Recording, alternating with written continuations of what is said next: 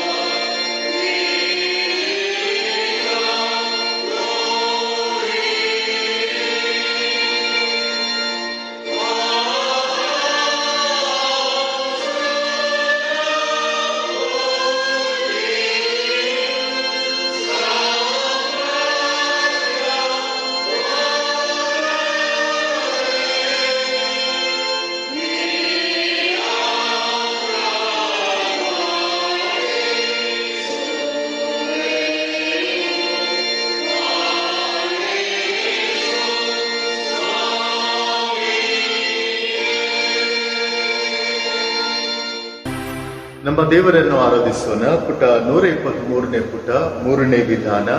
ನನ್ನೊಟ್ಟಿಗೆ ನೀವು ಈ ಆರಾಧನೆಯನ್ನ ಆಚರಿಸಿ. ಕೃತಜ್ಞತಾ ಸ್ತುತಿಯೊಡನೆ ಆತನ ಮಂದಿರ ದ್ವಾರಗಳಿಗೂ, ಕೀರ್ತನೆಯೊಡನೆ ಆತನ ಅಂಗುಳಗಳಿಗೂ ಬನ್ನಿರಿ. ಆತನ ಉಪಕಾರ ಸ್ಮರಿಸಿರಿ, ಆತನ ನಾಮವನ್ನು ಕೊಂಡಾಡಿರಿ. ಕರ್ತನು ಒಳ್ಳೆಯವನು, ಆತನ ಕೃಪೆಯು ಗೊಯ್ಗೊತ್ತು, ಆತನ ಸತ್ಯತೆಯು ತಲತಲಾಂತಲಕ್ಕೂ ಇರುವುದು. ಬನ್ನಿರಿ, ನಮ್ಮ ನಿರ್ಮಾಣಿಕನಾದ ಕರ್ತನಿಗೆ ಸಾಷ್ಟಾಂಗವೆರಗಿ ಆರಾಧಿಸೋಣ. ಆತನು ನಮ್ಮ ದೇವರು, ನಾವು ಆತನ ಪಾಲಿಸುವ ಪ್ರಜೆಯು, ಆತನು ಕೈಗಳಿರುವ ಹಿಂಡುವಾಗಿದ್ದೇವೆ. ಕರ್ತನ ಪರ್ವತವನ್ನು ಹತ್ತತಕ್ಕವನು ಯಾರು? ಆತನ ಪವಿತ್ರ ಸ್ಥಾನದಲ್ಲಿ ನಿಲ್ಲುವುದಕ್ಕೆ ಎಂಥವನು ಯೋಗ್ಯನು? ಯಾವನು ಐಗ ಕಾರ್ಯಗಳಲ್ಲಿ ಮನಸ್ಸಿಡದೆ, ಮೋಸ ಪ್ರಮಾಣ ಮಾಡದೆ, ಶುದ್ಧ ಹಸ್ತವು ನಿರ್ಮಲ ಮನಸ್ಸುಳ್ಳವನಾಗಿದ್ದಾನೋ ಅವನೇ. ಕರ್ತನಾದ ನಮ್ಮ ದೇವರು ಕರುಣಿಸುವವನು, ಕ್ಷಮಿಸುವವನು ಆಗಿದ್ದಾನೆ. ನಾವು ಆತನಿಗೆ ತಿರುಗು ಬಿದ್ದೇವಲ್ಲ. ಕರ್ತನಾದ ನಮ್ಮ ದೇವರ ಮಾತನ್ನು ಕೇಳಲಿಲ್ಲ, ನಮಗೆ ಗೊತ್ತು ಮಾಡಿದ ಧರ್ಮ ಮಾರ್ಗದಲ್ಲಿ ನಡೆಯಲಿಲ್ಲ. ಕುಗ್ಗಿದ ಮನಸ್ಸೇ ದೇವರಿಗೆ ಇಷ್ಟಯಜ್ಞ. ದೇವರೇ, ಪಶ್ಚಾತ್ತಾಪದಿಂದ ಜಜ್ಜಿ ಹೋದ ಮನಸ್ಸನ್ನು ನೀನು ತಿರಸ್ಕರಿಸುವುದಿಲ್ಲ. ಯೇಸು ಇಂತೆಂದನು, ಎಲೆ ಕಷ್ಟಪಡುವವರೇ, ಹೊರೆ ಹೊತ್ತವರೇ, ನೀವೆಲ್ಲರೂ ನನ್ನ ಬಳಿಗೆ ಬನ್ನಿರಿ, ನಾನು ನಿಮಗೆ ವಿಶ್ರಾಂತಿ ಕೊಡುವೆನು. ನಾನು ಎದ್ದು ನನ್ನ ತಂದೆಯ ಬಳಿಗೆ ಹೋಗಿ ಆತನಿಗೆ, ಅಪ್ಪ, ಪರಲೋಕಕ್ಕೆ ವಿರೋಧವಾಗಿಯೂ ನಿನ್ನ ಮುಂದೆಯೂ ಪಾಪ ಮಾಡಿದ್ದೇನೆ ಎಂದು ಹೇಳುವೆನು. ಕರ್ತನೇ, ನನ್ನ ಶರಣನೇ, ನನ್ನ ವಿಮೋಚಕನೇ, ನನ್ನ ಮಾತುಗಳು, ನನ್ನ ಹೃದಯ ಧ್ಯಾನವು ನಿನಗೆ ಸಮರ್ಪಕವಾಗಿರಲಿ. ಪ್ರಾರ್ಥನೆ ಮಾಡೋಣ. ಸರ್ವಶಕ್ತನಾದ ದೇವರೇ, ನಮ್ಮ ಕರ್ತನಾದ ಯೇಸು ಕ್ರಿಸ್ತನ ಮುಖಾಂತರ ನಮ್ಮ ಆರಾಧನೆಯನ್ನು, ಕೃತಜ್ಞತಾ ಸ್ತುತಿಯನ್ನು ನಿನಗೆ ಸಮರ್ಪಿಸು. ನಿನ್ನ ಪಾದ ಸನ್ನಿಧಿಗೆ ಬಂದಿರುತ್ತೇವೆ. ನಾವು ನಮ್ಮ ಪಾಪಗಳನ್ನು ಯಥಾರ್ಥವಾಗಿ ಅರಿಕೆ ಮಾಡುವಂತೆಯೂ, ನಮಗಾಗಿ ಮಾತ್ರವಲ್ಲದೆ ಬೇರೆಯವರಿಗಾಗಿ ಪ್ರಾರ್ಥಿಸುವಂತೆಯೂ ಸಹಾಯ ಮಾಡಿ. ನಿನ್ನ ಪವಿತ್ರ ವಾಕ್ಯವನ್ನು ಕೇಳಿ ನಿನ್ನ ಪ್ರೀತಿ ಮಾತಿಷ್ಯವನ್ನು ಹೆಚ್ಚೆಚ್ಚಾಗಿ ಗ್ರಹಿಸುವಂತೆಯೂ, ನಮ್ಮ ಜೀವನಮಾನದಲ್ಲೆಲ್ಲ ನಿನ್ನ ಕೃಪೆಯ ಫಲಗಳನ್ನು ಕೊಡುತ್ತಾ ಬರುವಂತೆ ಅನುಗ್ರಹಿಸಬೇಕೆಂದು ನಮ್ಮ ಕರ್ತನಾದ ಯೇಸು ಕ್ರಿಸ್ತನ ಮುಖಾಂತರ ನಿನ್ನನ್ನು ಬೇಡಿಕೊಳ್ಳುತ್ತೇವೆ. ಆಮೇಲೆ ನಾವೆಲ್ಲರೂ ಇದ್ದ ಸ್ಥಳದಲ್ಲಿ ಮೊಣಕಾಲೂರಿ ನಮ್ಮ ಪಾಪಗಳನ್ನು ನಾವು ದೇವರ ಮುಂದೆ ಅರಿಕೆ ಮಾಡೋಣ. ಪುಟ 126ನೇ ಪುಟದಲ್ಲಿರುವಂಥ ಪಾಪದ ಅರಿಕೆ ಪ್ರಾರ್ಥನೆಯನ್ನು ಒಟ್ಟಾಗಿ ಹೇಳಿ. ಪ್ರೀತಿ ಸ್ವರೂಪನಾದ ದೇವರೇ, ನನ್ನನ್ನು ಕರುಣಿಸು. ಕರುಣಾನಿಧಿಯೇ, ನನ್ನ ದ್ರೋಹವನ್ನೆಲ್ಲ ಅಳಿಸಿಬಿಡು. ನನ್ನ ಪಾಪವನ್ನು ಸಂಪೂರ್ಣವಾಗಿ ತೊಳೆದುಬಿಡು. ನನ್ನ ದೋಷವನ್ನು ಪರಿಹರಿಸಿ ನನ್ನನ್ನು ಶುದ್ಧಿಗೊಳಿಸು. ನಾನು ದ್ರೋಹಿ ಎಂದು ನಾನೇ ಒಪ್ಪಿಕೊಂಡಿದ್ದೇನೆ. ನನ್ನ ಪಾಪವು ಯಾವಾಗಲೂ ನನ್ನ ಮುಂದೆ ಇದೆ. ನಿನಗೆ ತಪ್ಪು ಮಾಡಿದ್ದೇನೆ. ನಿನ್ನ ದೃಷ್ಟಿಗೆ ಕೆಟ್ಟದಾಗಿರುವುದನ್ನೇ ಮಾಡಿದ್ದೇನೆ. ದೇವರೇ, ನನ್ನಲ್ಲಿ ಶುದ್ಧ ಹೃದಯವನ್ನು ನಿರ್ಮಿಸು. ನನಗೆ ಸ್ಥಿರಚಿತ್ತವನ್ನು ಅನುಗ್ರಹಿಸಿ ನನ್ನನ್ನು ನೂತನಪಡಿಸು. ನಿನ್ನ ರಕ್ಷಣಾನಂದವನ್ನು ನಾನು ತಿರುಗಿ ಅನುಭವಿಸುವಂತೆ ಮಾಡು. ನನ್ನಲ್ಲಿ ಸಿದ್ಧ ಮನಸ್ಸನ್ನು ಹುಟ್ಟಿಸಿ ನನಗೆ ಆಧಾರ ಮಾಡು. ದೇವರೇ, ಸದಾ ಕರುಣೆ ತೋರಿಸುವುದು, ಕ್ಷಮಿಸುವುದು ನಿನ್ನ ಸ್ವಭಾವವಾಗಿದೆ. ನಮ್ಮ ಬಡ ಭಿನ್ನಗಳನ್ನು ಲಾಲಿಸಿ ನಮ್ಮ ಪಾಪಗಳ ಸಂಪೂರ್ಣದಿಂದ ನಾವು ಬಂಧಿತರಾಗಿದ್ದೆವು. ಕರುಣಾಸಾಗರನಾದ ನೀನು ನಮ್ಮ ಮಧ್ಯಸ್ಥನು, ಸಹಾಯಕನಾಗಿರುವ ಯೇಸು ಕ್ರಿಸ್ತನ ಘನಕ್ಕಾಗಿ ನಮ್ಮನ್ನು ಬಿಡುಗಡೆ ಮಾಡಬೇಕೆಂದು ನಿನ್ನನ್ನು ಬೇಡಿಕೊಳ್ಳು. ಮಾಡೋಣ. ಕರ್ತನೇ, ನನ್ನ ಶರಣನೇ, ನನ್ನ ವಿಮೋಚಕನೇ, ನನ್ನ ಬಾಯಿ ಮಾತುಗಳು, ನಮ್ಮೆಲ್ಲರ ಹೃದಯ ಧ್ಯಾನವು ನಿನ್ನ ದೃಷ್ಟಿಗೆ ಸಮರ್ಪಕವಾಗಿರಲಿ. ಯೇಸು ನಾಮದಲ್ಲಿ ಬೇಡುತ್ತೇವೆ ಸ್ವಾಮಿ, ಆಮೆನ್. ಕರ್ತನಲ್ಲಿ ಪ್ರಿಯ ದೇವರ ಮಕ್ಕಳೇ, ಈ ಬೆಳಗಿನ ಸಮಯದಲ್ಲಿ ನಿಮ್ಮೆಲ್ಲರಿಗೆ ನಾನು ಯೇಸು ಕ್ರಿಸ್ತನ ಮಧುರವಾದ ನಾಮದಲ್ಲಿ ನಾನು ನಿಮಗೆ ವಂದನೆಯನ್ನು ಸಲ್ಲಿಸ್ತಾ ಇದ್ದೇನೆ. ಈ ಬೆಳಗಿನ ಸಮಯದಲ್ಲಿ ಈ ವರ್ಚುವಲ್ ಆನ್ಲೈನ್ ವರ್ಷಿಪ್ ಮೂಲಕ ನನ್ನ ಜೊತೆ ಪ್ರತಿಯೊಬ್ಬರೂ ದೇವರನ್ನು ಆರಾಧಿಸೋದಕ್ಕೆ ಸೇರಿ ಬಂದಿದ್ದೀರಿ. ನಿಮ್ಮೆಲ್ಲರನ್ನ ನಾನು ಯೇಸು ನಾಮದಲ್ಲಿ ವಂದಿಸ್ತಾ ಇದ್ದೇನೆ. ಈ ಅವಕಾಶವನ್ನು ಕೊಟ್ಟಂತ ನಮ್ಮ ಪರಮ ತಂದೆಯಾದ ಯೇಸು ಕ್ರಿಸ್ತನಿಗೆ ನಾನು ವಂದನೆಯನ್ನು ಸಲ್ಲಿಸ್ತಾ ಇದ್ದೇನೆ. ಅಷ್ಟೇ ಮಾತ್ರವಲ್ಲ, ನಾವು ಈ ಲಾಕ್ಡೌನ್ ಸಮಯದಲ್ಲಿ ನಾವು ದೇವಾಲಯ ಇಲ್ಲದೆ ಇದೇ ರೀತಿಯಾಗಿ ಕೆಲವೇ ವಾರಗಳಿಂದ ನಾವು ಆನ್ಲೈನ್ ಮೂಲಕ ಈ ಒಂದು ಆರಾಧನೆ ಪ್ರಸಾರಣೆ ಮಾಡುತ್ತಾ ಇದ್ದೀವಿ. ನೀವೆಲ್ಲರೂ ಆಸಕ್ತಿಯಿಂದ ಕೇಳುತ್ತಾ ಇದ್ದೀರಿ, ಆಶೀರ್ವಾದ ಹೊಂದುತ್ತಾ ಇದ್ದೀರಿ. ನಾನು ನಿಮ್ಮ ಪರವಾಗಿ ದೇವರನ್ನು ಕೇಳಿಕೊಳ್ಳುತ್ತಾ ಇದ್ದೀನಿ. ನೀವೆಲ್ಲರೂ ಸುರಕ್ಷಿತವಾಗಿ ಮತ್ತು ದೇವರ ಕೃಪೆಯಲ್ಲಿ ಪ್ರತಿಯೊಬ್ಬರೂ ಯಾವುದೇ ಅಪಾಯ ಗಂಡಾಂತರ ಆಗದೆ ದೇವರು ಕಾಪಾಡಲಿ ಎಂಬುದಾಗಿ ನಾನು ದೇವರನ್ನು ಪ್ರಾರ್ಥಿಸ್ತಾ ಇದ್ದೇನೆ. ನೀವು ಮನೆಯಲ್ಲಿರುವಾಗ ನೀವು ಪ್ರಾರ್ಥಿಸಿರಿ, ದೇವರ ವಾಕ್ಯವನ್ನು ಓದಿರಿ, ದೇವರ ಹತ್ತಿರಕ್ಕೆ ಬರೆಯಿರಿ, ಆತನನ್ನು ಆರಾಧಿಸುವಂಥವರು ಆಗಿರಿ. ಈ ಸಮಯದಲ್ಲಿ ನೀವು ಆತ್ಮ ರೀತಿಯಲ್ಲಿ ಬೆಳೆಯಬೇಕೆಂಬುದಾಗಿ ನಾನು ಆಸೆ ಪಡುತ್ತಾ ಇದ್ದೇನೆ. ಕರ್ತನಲ್ಲಿ ಪ್ರಿಯರೇ, ನಾವು ದೇವರ ವಾಕ್ಯಕ್ಕೆ ನಾವು ಪ್ರವೇಶ ಮಾಡುವ. ಇವತ್ತು ನಮ್ಮ ವಿಷಯ worship the lord in truth and spirit. ಕರ್ತನನ್ನು ಸತ್ಯ ಹಾಗೂ ಆತ್ಮದಲ್ಲಿ ಆರಾಧಿಸಿರಿ ಎಂಬುದಾಗಿ. ಪ್ರಿಯರೇ, ಇವತ್ತು ದೇವರು ನಮ್ಮನ್ನು ಸೃಷ್ಟಿ ಮಾಡಿದ್ದು ಆತನು ನಮ್ಮನ್ನು ಆರಾಧಿಸುವುದಕ್ಕೆ ಎಂಬುದಾಗಿ ನಾವು ದೇವರ ವಾಕ್ಯದಲ್ಲಿ ನಾವು ಓದುತ್ತೇವೆ. ಪ್ರಿಯರೇ, ಈ ಸಮಯದಲ್ಲಿ ದೇವರನ್ನು ಆರಾಧಿಸುವಂಥ ನಾವು ದೇವರ ಸಾನ್ನಿಧ್ಯಕ್ಕೆ ಬಂದು ನಾವು ನಿತ್ಯವೂ ಆತನನ್ನು ಆರಾಧಿಸುವಂಥ ಮಕ್ಕಳಾಗಿರಬೇಕು. ಈ ವರ್ಷಿಪ್ ಅಂದರೆ ಆರಾಧನೆ. ಇದಕ್ಕೆ ಗ್ರೀಕ್ ಭಾಷೆಯಲ್ಲಿ ಪ್ರಾಸ್ಕುನಿಯೋ ಎಂಬುದಾಗಿ ಕರೀತಾರೆ. ಈ ಪ್ರಾಸ್ಕುನಿಯೋ ಅಂತ ಹೇಳುವಾಗ ಇದು ಲಿಟರಲಿ ಅಕ್ಷರ ಸಹ ಇದಕ್ಕೆ ಅರ್ಥ ಏನೆಂದರೆ ಟು ಕಿಸ್ ಟುವರ್ಡ್, ಮುತ್ತು ವಿಷಯದಲ್ಲಿ ಇದು ನಮಗೆ ತಿಳಿಸುತ್ತದೆ. ಅಷ್ಟೇ ಮಾತ್ರವಲ್ಲ, ಈ ಒಂದು ಪ್ರಾಸ್ಕುನಿಯೋ, ಈ ವರ್ಷಿಪ್ ಎಂಬುದಾಗಿ ಅರ್ಥ ಏನೆಂದರೆ ಕಿಸ್ಸಿಂಗ್ ಹ್ಯಾಂಡ್ ಆಫ್ ಸುಪೀರಿಯರ್, ವರಿಷ್ಠ ಕೈಯನ್ನು ಮುತ್ತು ಇಡುವುದು ಎಂಬುದಾಗಿ ನಾವು ನೋಡಬಹುದು. ಇದಕ್ಕೆ ಸಿನಾನಿಮ್ಸ್ ಆಗಿ ನಾವು ನೋಡುತ್ತಿದ್ದಾಗ ಅನೇಕ ಭಾವನೆಗಳನ್ನು ಕೊಡುತ್ತೆ. ಇದು ಅಷ್ಟೇ ಮಾತ್ರವಲ್ಲ, ಬಾವಿಂಗ್ ಡೌನ್, ನಾವು ನಮ್ಮನ್ನು ನಮ್ರತೆಯಿಂದ ನಾವು ತಗ್ಗಿಸಿಕೊಳ್ಳುವಂಥ ಆ ಒಂದು ಸ್ವಭಾವವನ್ನು ಕೂಡ ತೋರಿಸುತ್ತದೆ. ವರ್ಷಿಪ್ ಅಂದರೆ ಅರ್ಥ ಏನಂದರೆ ಟು ಪ್ರಾಸ್ಟ್ರೇಟ್, ನಾವು ದೇವರ ಪಾದಕ್ಕೆ ನಾವು ಬೀಳೋದು ಮತ್ತು ದೇವರನ್ನು ಕೊಂಡಾಡುವಂಥದ್ದು ಎಂಬುದಾಗಿ ನಾವು ನೋಡುತ್ತೇವೆ. ಅಷ್ಟೇ ಮಾತ್ರವಲ್ಲ, ಇದಕ್ಕೆ ಅರ್ಥ ಈ ಪ್ರಾಸ್ಕುನಿಯೋ ಅಥವಾ ಈ ವರ್ಷಿಪ್ ಅಂದರೆ ಟು ಬೌ ಡೌನ್ ಸುಪೀರಿಯರ್, ವರಿಷ್ಠನ ಮುಂದೆ ನಾವು ಬಗ್ಗಿ ನಿಂತುವುದು. ಅಷ್ಟೇ ಮಾತ್ರವಲ್ಲ, ಇದಕ್ಕೆ ಇನ್ನೊಂದು ಅರ್ಥ ಏನಂದರೆ ಅವರನ್ನು ನಾವು ಘನತೆ ಕೊಡುವಂಥದ್ದು, ಮರ್ಯಾದೆ ತೋರಿಸುವಂಥದ್ದು, ಭಯ ಪಡುವಂಥದ್ದು, ಪೂಜ್ಯ ಭಾವದಿಂದ ಅವರಿಗೆ ಗೌರವವನ್ನು ಸಲ್ಲಿಸುವಂಥದ್ದು ಎಂಬುದಾಗಿ ಈ ಒಂದು ಪದ ಅರ್ಥ ಕೊಡುತ್ತಾ ಇದೆ. ನಮ್ಮ ಇಂಗ್ಲಿಷ್ ಪದವನ್ನು ನಾವು ನೋಡುತ್ತಿದ್ದಾಗ ವರ್ಷಿಪ್, ಈ ವರ್ಷಿಪ್ ಅಂದರೆ ಸಾಮಾನ್ಯವಾಗಿ ನಾವು ಕನ್ನಡದಲ್ಲಿ ಆರಾಧನೆ ಎಂಬುದಾಗಿ ಕರೆಯುತ್ತೇವೆ. ಆದರೆ ಈ ವರ್ಷಿಪ್ ಅನ್ನುವಂಥ ಈ ಪದ ಅದು ಹಳೆ ಆಂಗ್ಲೋ ಸೆಕ್ಸನ್ ಆ ಒಂದು ಭಾಷೆಯಿಂದ ಬಂದಿರುವಂಥ ಆ ಪದ ಏನಂದರೆ ವ್ಯರ್ತ್ಸ್ಕೈಪ್. ಈ ವ್ಯರ್ತ್ಸ್ಕೈಪ್ ಅಂದರೆ ವರ್ತ್ ಶಿಪ್. ಈ ವರ್ತ್ ಶಿಪ್ ಅಂದರೆ ನಾವು ನೋಡುತ್ತಿದ್ದಾಗ giving someone their worth, ಅವರ ಬೆಲೆಯನ್ನು ನಾವು ಅವರಿಗೆ ಕೊಡುವಂಥದ್ದು. ನಾವು ದೇವರ ವಿಷಯಕ್ಕೆ ಈ ಆರಾಧನೆಯನ್ನು ನಾವು ಇದನ್ನು ಸಂಬೋಧಿಸಿ ಮಾತನಾಡಿದಾಗ ಇದು ದೇವರ ಬೆಲೆಯನ್ನು ಏರಿಸುವಂಥದ್ದು ಎಂಬುದಾಗಿ ನಾವು ನೋಡುತ್ತೇವೆ. ಅಷ್ಟೇ ಮಾತ್ರವಲ್ಲ, ಇದಕ್ಕೆ ಅರ್ಥ ಏನೆಂದರೆ ನಾವು ದೇವರ ಶ್ರೇಷ್ಠತೆಯನ್ನು ದೃಢಪಡಿಸಿ ದೇವರ ಮಹತ್ವವನ್ನು ನಾವು ಮಹಿಮೆ ಪಡಿಸುವಂಥದ್ದು ಎಂಬುದಾಗಿ ನಾವು ನೋಡುತ್ತಾ ಇದ್ದೇವೆ.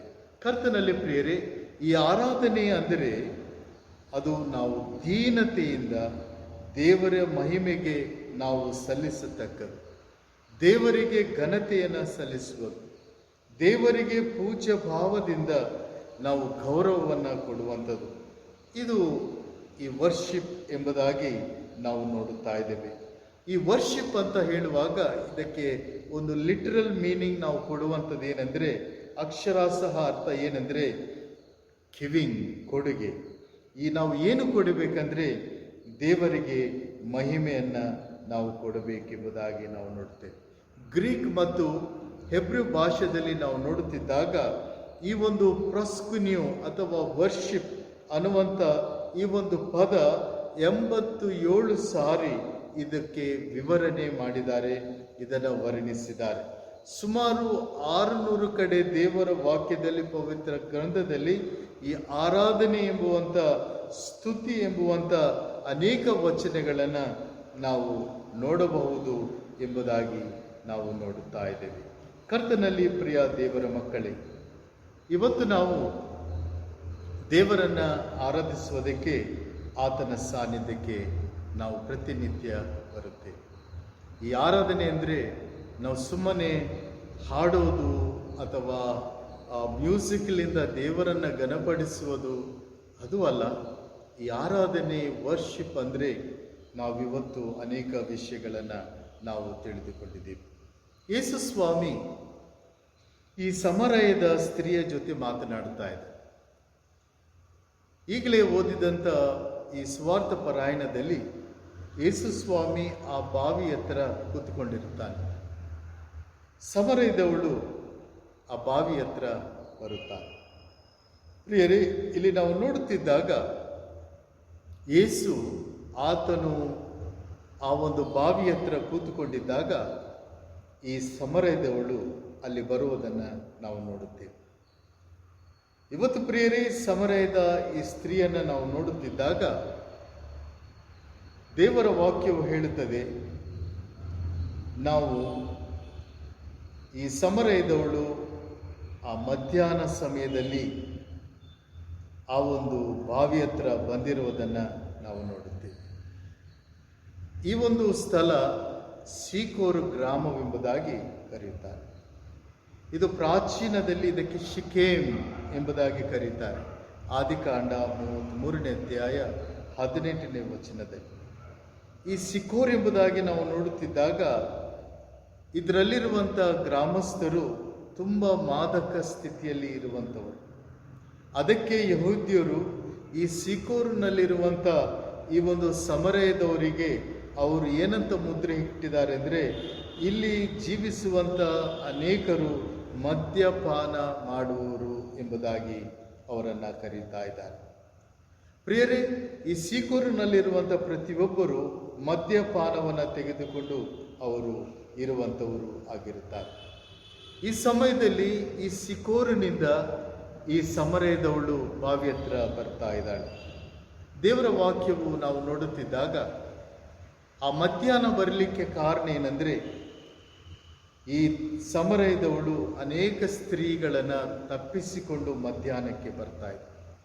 ಸಾಮಾನ್ಯವಾಗಿ ಮಹಿಳೆಯರು ಬೆಳಗ್ಗೆ ಅಥವಾ ಸಾಯಂಕಾಲ ಸಮಯದಲ್ಲಿ ಆ ಬಾವಿ ಹತ್ರ ಬರುವಂಥವರು ಎಂಬುದಾಗಿ ನಾವು ನೋಡುತ್ತೇವೆ. ಆದರೆ ಇಲ್ಲಿ ನಾವು ನೋಡುತ್ತಿದ್ದಾಗ ಈ ಸಮರಯದವಳು ತುಂಬ ದುಃಖದಿಂದ ಆ ಒಂದು ಬಾವಿ ಹತ್ರ ಬರುವುದನ್ನು ನಾವು ನೋಡ್ತಾ ಇದ್ದೇವೆ. ಈ ಸಮರಯದವಳ ಜೀವನದಲ್ಲಿ ಸಂತೋಷವಿಲ್ಲ, ನೆಮ್ಮದಿ ಇಲ್ಲ. ಕಾರಣವೇನೆಂದರೆ, ಅದೇ ಪಟ್ಟಣದಿಂದ ಪ್ರೀತಿ ಮಾಡಿ ಒಂದು ಗಂಡನನ್ನು ಮದುವೆ ಮಾಡಿಕೊಂಡಿದ್ದರು. ಆದರೆ ಬಹುಶಃ ಗಂಡ ಹುಡುಕನಾಗಿದ್ದ, ಆ ಗಂಡನನ್ನು ಬಿಟ್ಟಿದ್ದಾಳೆ ಮತ್ತು ಇನ್ನೊಂದು ಗಂಡನನ್ನು ವಿವಾಹ ಮಾಡಿಕೊಂಡು, ಹಾಗೆಯೇ 5 ಗಂಡಂದಿರನ್ನು ವಿವಾಹ ಮಾಡಿಕೊಂಡಿದ್ದರು. ಆದರೆ 18ನೇ ವಚನದಲ್ಲಿ ನಾವು ನೋಡುತ್ತಿರುವಾಗ ಯೇಸು ಹೇಳುತ್ತಾನೆ, ನಿನಗೆ 5 ಮಂದಿ ಗಂಡಂದಿರು, ಈಗ ಇರುವವನು ನಿನ್ನ ಗಂಡನಲ್ಲ, ನೀನು ಹೇಳಿದ್ದು ನಿಜವಾದ ಸಂಗತಿ ಅಂದ. 5 ಗಂಡಂದಿರಿದ್ದಾರೆ, ಆದರೆ ಈಗ ಇರುವವನು ನಿನ್ನ ಗಂಡ ಅಲ್ಲ. ಯೇಸು ಸ್ವಾಮಿ ಅವಳ ಜೀವನದಲ್ಲಿ ಆತ್ಮಿಕ ದಾಹವನ್ನು ನೋಡಿದ್ದಾನೆ. ಅಷ್ಟೇ ಮಾತ್ರವಲ್ಲ, ಯೇಸು ಸ್ವಾಮಿ ಈ ಒಂದು ಸಮರಯದವಳಲ್ಲಿ ಬೇಕಾದಂಥ ಆಸೆಯನ್ನು ಸ್ವಾಮಿ ನೋಡುತ್ತಾ ಇದ್ದಾರೆ. ಕರ್ತನಲ್ಲಿ ಪ್ರಿಯರೇ, ನಾವು ಇದೇ ಪ್ರಯಾಣದಲ್ಲಿ ಈ ಲೋಕದಲ್ಲಿ ಜೀವನ ಮಾಡ್ತಾ ಇದ್ದೇವೆ. ಈ ಸಮರಯದವಳ ಜೀವಿತವನ್ನು ನಾವು ನೋಡುತ್ತಿದ್ದಾಗ ಅನೇಕ ಸಮಸ್ಯೆಗಳನ್ನು ಹೊಂದಿದ್ದಾಳೆ. ಆ ದುಃಖಕರವಾದ ಜೀವಿತ, ಕೆಲವೇ ವಿಷಯಗಳನ್ನು ನಾನು ಹೇಳಲಿಕ್ಕೆ ಇಷ್ಟಪಡುತ್ತೇನೆ. ಅವಳಿಗೆ ಬಂದಂಥ ಅನೇಕ ಸಮಸ್ಯೆಗಳು, ಇಕ್ಕಟ್ಟುಗಳನ್ನು ನಾವು ನೋಡುತ್ತೇವೆ. ಮೊದಲನೇದು ನಾವು ನೋಡುತ್ತಿದ್ದಾಗ ದ ರೇಷಿಯಲ್ ಬ್ಯಾರಿಯರ್, ಕುಲದ ಅಡ್ಡಗೋಡವನ್ನು ನಾವು ಸಮರಯದವಳೆ ಆ ಸ್ತ್ರೀಯಲ್ಲಿ ನಾವು ನೋಡಬಹುದು. 9ನೇ ವಚನದಲ್ಲಿ ನಾವು ನೋಡುತ್ತೇವೆ, ಯೆಹೂದ್ಯರಿಗೂ ಸಮರಿಯರಿಗೂ ಬಲಿಕಿಲ್ಲದಿರಲಾಗಿ ಆ ಸಮರ್ಯದವಳು ಆತನಿಗೆ, ಯೆಹೂದ್ಯನಾದ ನೀನು ಸಮರ್ಯದವಳಾದ ನನ್ನನ್ನು ನೀರು ಬೇಡುವುದು ಹೇಗೆ ಎಂದು ಹೇಳಿದರು. ಇಲ್ಲಿ ನಾವು ನೋಡುತ್ತಿದ್ದಾಗ ಸಮರಯ ಮತ್ತು ಯೆಹೂದ್ಯರಿಗೆ ಯಾವುದೇ ರೀತಿಯಾದಂಥ ಒಂದು ಸಂಬಂಧ ಇಲ್ಲ. ಕಾರಣ ಏನೆಂದರೆ, 721 722 ಕ್ರಿಸ್ತ ಪೂರ್ವದಲ್ಲಿ ಅಸಿರಿಯರು ಈ ಒಂದು ಸಮರಯದವರನ್ನು ಅವರ ದೇಶಕ್ಕೆ ಅವರು ವಶ ಮಾಡಿಕೊಂಡರು. ಅಲ್ಲಿ ಹೋದ ಮೇಲೆ ಇವರ ಜಾತಿ, ಇವರ ಕುಲ ಎಲ್ಲ ಮರೆತು ಬಿಟ್ಟು ಈಗ ಅನೇಕ ಅನ್ಯರನ್ನು ವಿವಾಹ ಮಾಡಿಕೊಂಡು ಅವರು ಅನ್ಯ ದೇವರುಗಳನ್ನು ಪೂಜೆ ಮಾಡುವಂಥರು ಆಗಿದ್ದಾರೆ. ಅದಕ್ಕೆ ಯೆಹೂದ್ಯರು ಇವರು ದೇವರ ನಾಮವನ್ನು ದೂಷಣೆ ಮಾಡುತ್ತಿದ್ದಾರೆ ಎಂಬುದಾಗಿ ಯಾವುದೇ ಸಂಪರ್ಕ ಇಲ್ಲದೆ ಕುಲದ ರೀತಿಯಲ್ಲಿ ಅವರನ್ನು ದೂರ ಇಟ್ಟುಬಿಟ್ಟಿದ್ದಾರೆ. ಎರಡನೇದು, ಈ ಒಂದು ಸಮರಯದವಳಿಗೆ ಬಂದಂಥ ತೊಂದರೆ ಏನೆಂದರೆ ದ ರಿಲಿಜಿಯಸ್ ಬ್ಯಾರಿಯರ್, ಧಾರ್ಮಿಕ ಅಡ್ಡಗೋಡೆ. ಈ ಧಾರ್ಮಿಕ ಅಡ್ಡಗೋಡೆಯನ್ನು ನಾವು ನೋಡುತ್ತಿದ್ದಾಗ ಈ ಸಮರಯದವರು ಏನು ಮಾಡಿದ್ದಾರೆ ಅಂದರೆ, ಗೆರಿಜಿಮ್ ಪರ್ವತದ ಮೇಲೆ ಅವರು ಒಂದು ದೇವಾಲಯವನ್ನು ಕಟ್ಟಿಕೊಂಡಿದ್ದಾರೆ. ಸೀನಾಯಿ ಪರ್ವತದ ಮೇಲೆ ಯೆರೂಸಲೇಮ್ ಯೆಹೂದ್ಯರವರು ಅವರು ಒಂದು ದೇವಾಲಯವನ್ನು ಕಟ್ಟಿಕೊಂಡಿದ್ದಾರೆ. ಈ ಎರಡನ್ನು ನಾವು ನೋಡುತ್ತಿದ್ದಾಗ ಎರಡು ದೇವಾಲಯಗಳು, ಈ 10 ಮೇಲಿನ 10 ಗೋತ್ರಗಳು ಆ ಗೆರಿಜಿಮ್ ಪರ್ವತ ಮೇಲೆ ದೇವರನ್ನು ಆರಾಧಿಸ್ತಾ ಇದ್ದಾರೆ. ಈ ಸಮರಯದವರು ಮಾಡುವಂಥದ್ದು ಏನೆಂದರೆ, ಕೇವಲ ಅವರು 5 ಪುಸ್ತಕಗಳನ್ನು ಮಾತ್ರ ನಂಬುತ್ತಾರೆ, ಮೆಸ್ಸೆಯನನ್ನು ನಂಬುವುದಿಲ್ಲ. ಆದರೆ ಯೆಹೂದ್ಯರು ಮೆಸ್ಸೆಯನು ಬರ್ತಾನೆಂಬುದಾಗಿ ಆಸೆ ಇಟ್ಟುಕೊಂಡಿದ್ದಾರೆ. ಇಂಥ ಪರಿಸ್ಥಿತಿಯಲ್ಲಿ ಈ ಸಮರಯದೊಳಗೆ ಬಂದಂಥ ಈ ಒಂದು ಧಾರ್ಮಿಕ ಅಡ್ಡಗೋಡೆ, ಯಾವ ದೇವಾಲಯ ಒಳ್ಳೆಯದು, ಯಾವ ದೇವರನ್ನು ನಾವು ಆರಾಧಿಸಬೇಕು. ಮೂರನೇದು, ಈ ಸಮರಯದೊಳಗೆ ಬಂದಂಥ ಆ ಕಠೋರವಾದಂಥ ಶ್ರಮೆ ಏನೆಂದರೆ ಲಿಂಗ ಅಡ್ಡಗೋಡೆ. ಕಾರಣವೇನೆಂದರೆ ಈ ಸಮರಯದವಳು ಶಿ ಈಸ್ ಅ ವುಮೆನ್, ಮಹಿಳೆ. 27ನೇ ವಚನದಲ್ಲಿ ನಾವು ನೋಡುತ್ತಿದ್ದಾಗ, ಅಷ್ಟರೊಳಗೆ ಆತನ ಶಿಷ್ಯರು ಬಂದು ಆತನು ಒಬ್ಬ ಹೆಂಗಸಿನ ಸಂಗಡ ಮಾತನಾಡುತ್ತಿರುವುದನ್ನು ಕಂಡು ಆಶ್ಚರ್ಯಪಟ್ಟರು. ಆ ಕಾಲದಲ್ಲಿ ನಾವು ನೋಡುತ್ತಿದ್ದಾಗ ಯಾರು ಕೂಡ ಹೆಂಗಸರ ಜೊತೆ, ಮಹಿಳೆಯರ ಜೊತೆ ಅವರು ಮಾತನಾಡಬಾರದು. ಯೇಸು ಮಾತನಾಡುತ್ತಿದ್ದಾಗ ಅವರು ಆಶ್ಚರ್ಯಗೊಂಡು ಯೇಸು ಯಾಕೆ ಹೀಗೆ ಮಾತನಾಡುತ್ತಿದ್ದಾನೆಲ್ಲ ಎಂಬುದಾಗಿ ಅವರು ಆಶ್ಚರ್ಯಪಟ್ಟರು. ಮತ್ತು ಕಡೆಯದಾಗಿ ನಾವು ನೋಡುತ್ತಿದ್ದಾಗ ದ ಮಾರಲ್ ಬ್ಯಾರಿಯರ್, ನೀತಿ ಅಡ್ಡಗೋಡೆ. ಈ ನೀತಿ ಅಂತ ಹೇಳುವಾಗ ಅಲ್ಲಿ ಪಾಪ ಮತ್ತು ಒಳ್ಳೆಯದು ಅವರು ಆ ಕಾಲದಲ್ಲಿ ಯೋಚನೆ ಮಾಡುತ್ತಾ ಇದ್ದರು. ಯೇಸು ಸ್ವಾಮಿ ಒಬ್ಬ ಪ್ರವಾದಿಯಾಗಿ ಬಂದ.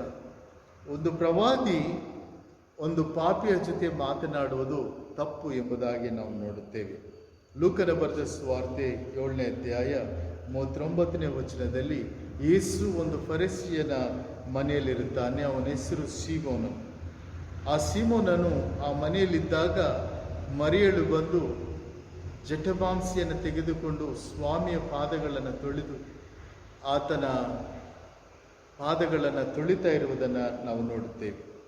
ಇವನು ನೋಡಿ ಹೀಗೆ ಹೇಳುತ್ತಾನೆ, ಲೂಕನ ಬರೆದ ಸುವಾರ್ತೆ 7ನೇ ಅಧ್ಯಾಯ 39ನೇ ವಚನದಲ್ಲಿ, ಆದರೆ ಆತನನ್ನು ಊಟಕ್ಕೆ ಕರೆದ ಫರಿಸಿಯನು ಇದನ್ನು ಕಂಡು ಇವಳು ದುರಾಚಾರಿ, ಇವನು ಪ್ರವಾದಿಯಾಗಿದ್ದಾರೆ, ತನ್ನನ್ನು ಮುಟ್ಟಿದ ಈ ಹೆಂಗಸು ಇಂಥವಳೆಂದು ತಿಳಿದುಕೊಳ್ಳುತ್ತಿದ್ದನು ಅಂದುಕೊಂಡನು.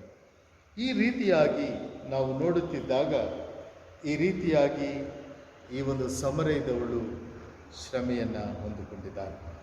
ಕರ್ತನಲ್ಲಿ ಪ್ರಿಯರೇ, ಇಂಥ ಪರಿಸ್ಥಿತಿಯಲ್ಲಿ ದೇವರನ್ನು ಆರಾಧಿಸುವುದಕ್ಕೆ ಸಾಧ್ಯತೆ ಇದೆಯಾ? ದೇವರನ್ನು ಆರಾಧಿಸಬೇಕಾದರೆ ನಾವು ಆತ್ಮದಿಂದ ಆರಾಧಿಸುವುದಕ್ಕೆ ಸಾಧ್ಯತೆ ಇದೆಯಾ? ಇಂಥ ಕಠಿಣವಾದಂಥ ಪರಿಸ್ಥಿತಿಯಲ್ಲಿ ನಾವು ದೇವರನ್ನು ಹೇಗೆ ನಾವು ಆರಾಧಿಸಬಹುದು ಎಂಬುವಂಥ ವಿಷಯವನ್ನು ನಾವು ಗಮನಿಸತಕ್ಕದ್ದು. ಇವತ್ತು ದೇವರನ್ನು ನಾವು ಆರಾಧನೆ ಹೇಗೆ ಮಾಡಬೇಕೆಂಬುದಾಗಿ ನಾವು ಕೆಲವೇ ವಿಷಯಗಳನ್ನು ನಾನು ನಿಮ್ಮ ಮುಂದೆ ಇಡಲಿಕ್ಕೆ ಇಷ್ಟಪಡುತ್ತೇನೆ. ಕೇವಲ ನಮ್ಮ ಕ್ರೈಸ್ತವ ಜೀವಿತ ಒಂದು ನಾಮಕಾರ್ಥವಾಗಿರಬಾರದು, ಹೆಸರಿಗೆ ಮಾತ್ರ ಇರಬಾರದು. ಒಂದು ಕ್ರೈಸ್ತವ ಜೀವಿತ ದೇವರನ್ನು ಆರಾಧಿಸುವಂಥ ವಿಶ್ವಾಸಿಗಳಾಗಿರಬೇಕು. ಇವತ್ತು ನಾವು ಅನೇಕ ವಿಷಯಗಳಲ್ಲಿ ನಾವು ನೋಡುತ್ತಿದ್ದಾಗ ದೇವರನ್ನು ಆರಾಧಿಸುವುದಕ್ಕೆ ದೇವರು ನಮ್ಮನ್ನು ತನ್ನ ಇಷ್ಟಕ್ಕೆ ನಮ್ಮನ್ನು ಸೃಷ್ಟಿ ಮಾಡಿದ. ಅದಕ್ಕೆ ನಮ್ಮ ಜೀವನದಲ್ಲಿ ಆತನನ್ನು ಸ್ತುತಿಸಬೇಕು. ಮೊದಲನೇದು ನಾನು ನಿಮಗೆ ತಿಳಿಸುವುದೇನೆಂದರೆ, god is seeking true worshippers. ದೇವರು ನಿಜವಾದ ಆರಾಧಿಕರನ್ನು ಹುಡುಕುತ್ತಾ ಇದ್ದಾನೆ. ಜೋನಥನ್ ಎಡ್ವರ್ಡ್ ಹೀಗೆ ಹೇಳುತ್ತಾನೆ, god created the world for his own glory. ದೇವರು ಆತನು ಈ ಪ್ರಪಂಚವನ್ನು ಸೃಷ್ಟಿ ಮಾಡಿದ್ದು ಕೇವಲ ಆತನ ಮಹಿಮೆಗಾಗಿ ಎಂಬುದಾಗಿ ಜೋನಥನ್ ಎಡ್ವರ್ಡ್ ಹೇಳಿದ್ದಾರೆ. ಹೇಗೆ ನಾವು ದೇವರನ್ನು ನಾವು ಆರಾಧಿಸಬೇಕು, ಹೇಗೆ ನಾವು ದೇವರಿಗೆ ಮಹಿಮೆಯನ್ನು ಸಲ್ಲಿಸಬೇಕು, ದೇವರು ನಿಜವಾದ ಆರಾಧಕರನ್ನು ಹೇಗೆ ಹುಡುಕುತ್ತಾನೆ, ನಾವು ದೇವರನ್ನು ಹೇಗೆ ಆರಾಧಿಸಬೇಕೆಂಬುದಾಗಿ ನಾವು ನೋಡುತ್ತಿದ್ದಾಗ ಇಲ್ಲಿ ಯೆಶಾಯ ಪ್ರವಾದನಿದ್ದಾನೆ. ಆತನು ನಮಗೆ ಚೆನ್ನಾಗಿ ಸ್ಪಷ್ಟವಾಗಿ ತೋರಿಸುತ್ತಾನೆ. ಯೆಶಾಯನು ಉಜ್ಜಿಯನ ಕಾಲದಲ್ಲಿದ್ದಂಥ ಒಂದು ಪ್ರವಾದಿಯಾಗಿದ್ದ. ಯೆಶಾಯನು ಹೇಗೆ ದೇವರನ್ನು ನೋಡಿ ಆರಾಧಿಸಿದಾನೋ ನಾವು ಕೂಡ ಅದೇ ರೀತಿಯಾಗಿ ಈ ಸಮಯದಲ್ಲಿ ನಾವು ಆರಾಧಿಸಬೇಕು. ಹೇಗೆ ಯೆಶಾಯನು ದೇವರನ್ನು ಆರಾಧಿಸಿದಾನೆಂದರೆ, first he saw God's position. ಯೆಶಾಯನು ದೇವರ ಸ್ಥಾನವನ್ನು ನೋಡಿದಾನೆ. ದೇವರ ಸ್ಥಾನವು ಹೇಗಿತ್ತಂದ್ರೆ, ಯೆಶಾಯನ ಬರೆದ ಪ್ರವಾದನ ಗ್ರಂಥ 6ನೇ ಅಧ್ಯಾಯ 1ನೇ ವಚನದಲ್ಲಿ, ಅರಸನಾದ ಉಜ್ಜೀಯನ ಕಾಲದ ವರ್ಷದಲ್ಲಿ ಕರ್ತನು ಉನ್ನತೋನ್ನತ ಸಿಂಹಾಸನರೊಡನಾಗಿರುವುದನ್ನು ಆತನು ಕಂಡೆನೆಂಬುದಾಗಿ ಹೇಳುತ್ತಾ ಇದ್ದಾನೆ.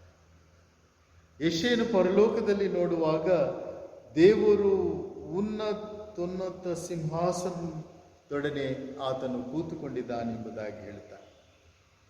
ಯೆಶಾಯನು ನೋಡಿದ್ದು ಏನಂದ್ರೆ, ಗಾಡ್ ಈಸ್ ಸಾವರಿನಿಟಿ, ಸಾರ್ವಭೌಮತ್ಯವನ್ನು ನೋಡುತ್ತಾ ಇದ್ದಾನೆ. ದೇವರು ತನ್ನ ಮಹಿಮೆಯಲ್ಲಿ ಕೂತುಕೊಂಡಿದ್ದಾನೆ ಎಂಬುದಾಗಿ ನೋಡುತ್ತಾ ಇದ್ದಾನೆ. ಇವತ್ತು ಪ್ರಿಯರೇ, ನಾವು ದೇವರನ್ನ ಕೇಂದ್ರೀಕರಿಸಿದರೆ, ಯೆಶಾಯನು ಹೇಳುತ್ತಾನೆ, ನಾನು ದೇವರನ್ನ ಕಂಡಿದೆ. ಇವತ್ತು ಈ ದೇವರನ್ನ ಕಂಡಿದಾಗ, ಆ ಉಜ್ಜೀಯನ ಕಾಲದಲ್ಲಿ ದೇವರು ಯೆಶಾಯನಿಗೆ ಕಾಣಿಸಿಕೊಳ್ಳುತ್ತಾನೆ. ಉಜ್ಜೀಯನು ಒಂದು ಒಳ್ಳೆಯ ಅರಸನಾಗಿದ್ದ.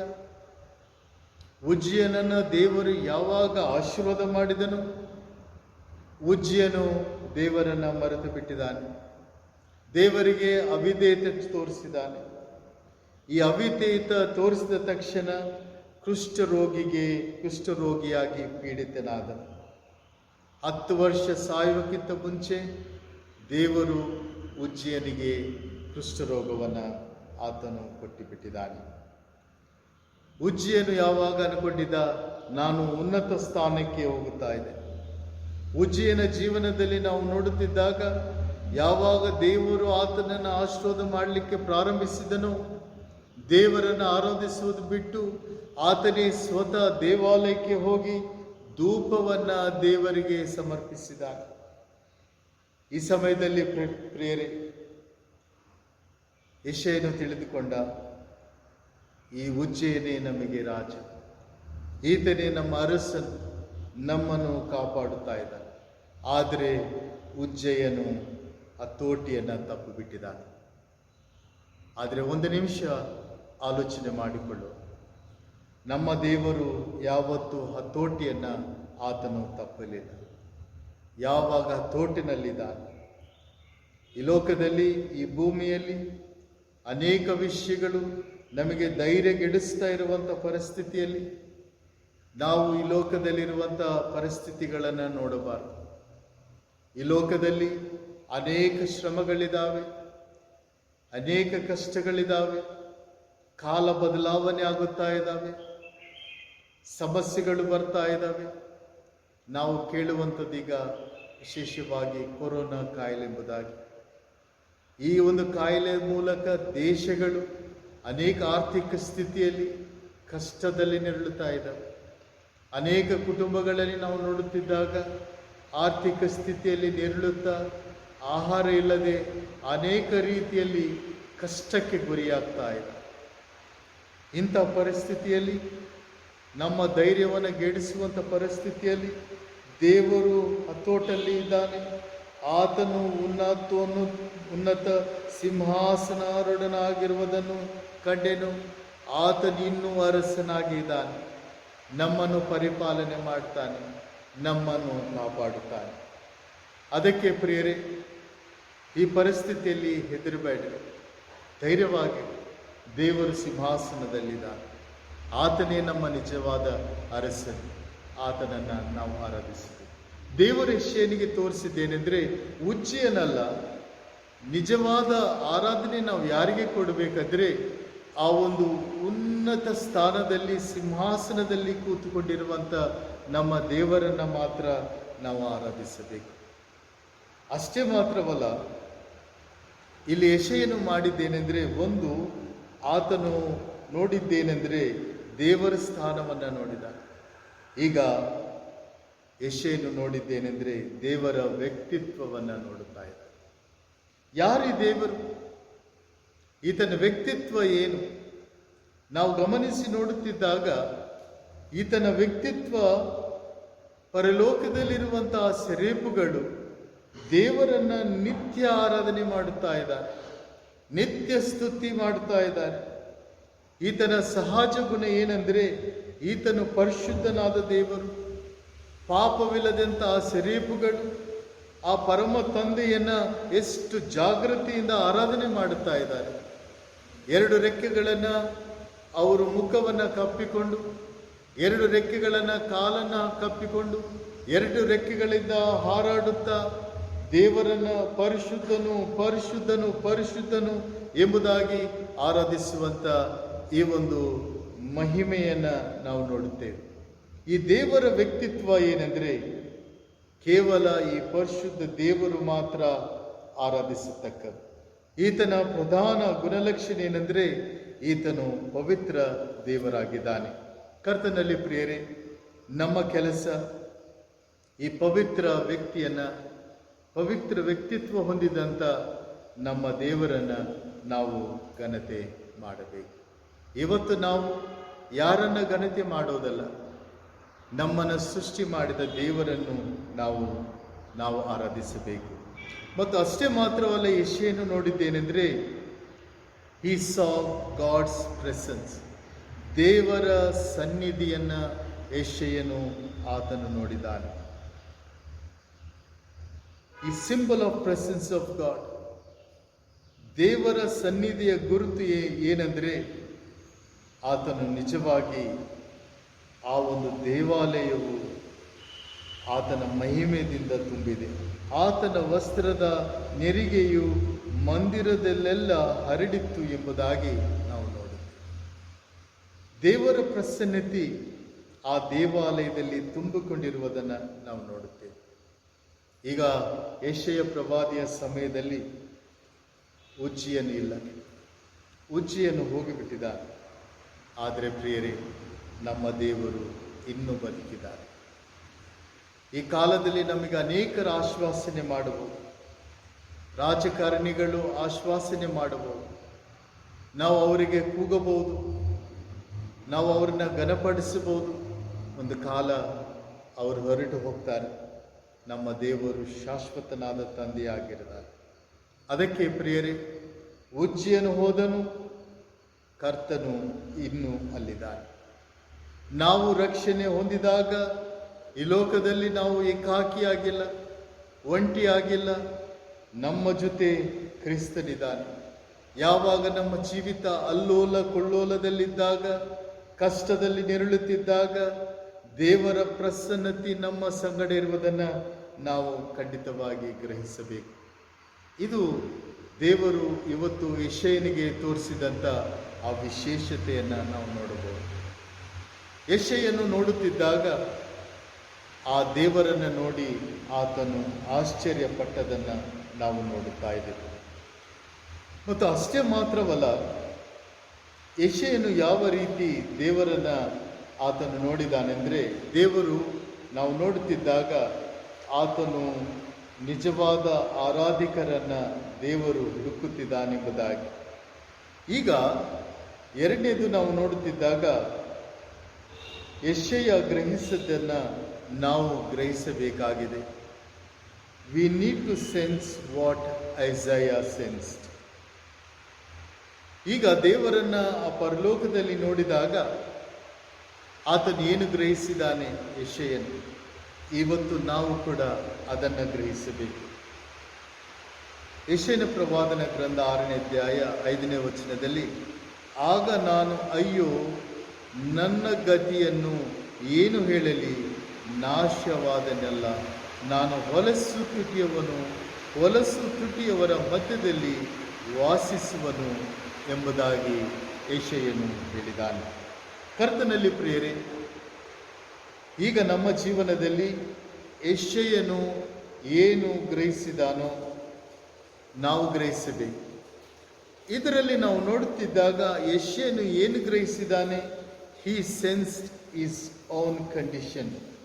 ಆತನು ತನ್ನ ಸ್ವಂತ ಸ್ಥಿತಿಯನ್ನು ಅರ್ಥ ಮಾಡಿಕೊಂಡನು, ಗ್ರಹಿಸಿಕೊಂಡನು. ಇಲ್ಲಿ ನಾವು ನೋಡುತ್ತಿದ್ದಾಗ ಆತನ ಸ್ಥಿತಿ ಏನು, ಆಗ ನಾನು ಅಯ್ಯೋ ನನ್ನ ಗತಿಯನ್ನ ಏನು ಹೇಳಲಿ ಎಂಬುದಾಗಿ ಆತನು ಪ್ರಾರ್ಥನೆ ಮಾಡುತ್ತಿದ್ದಾನೆ.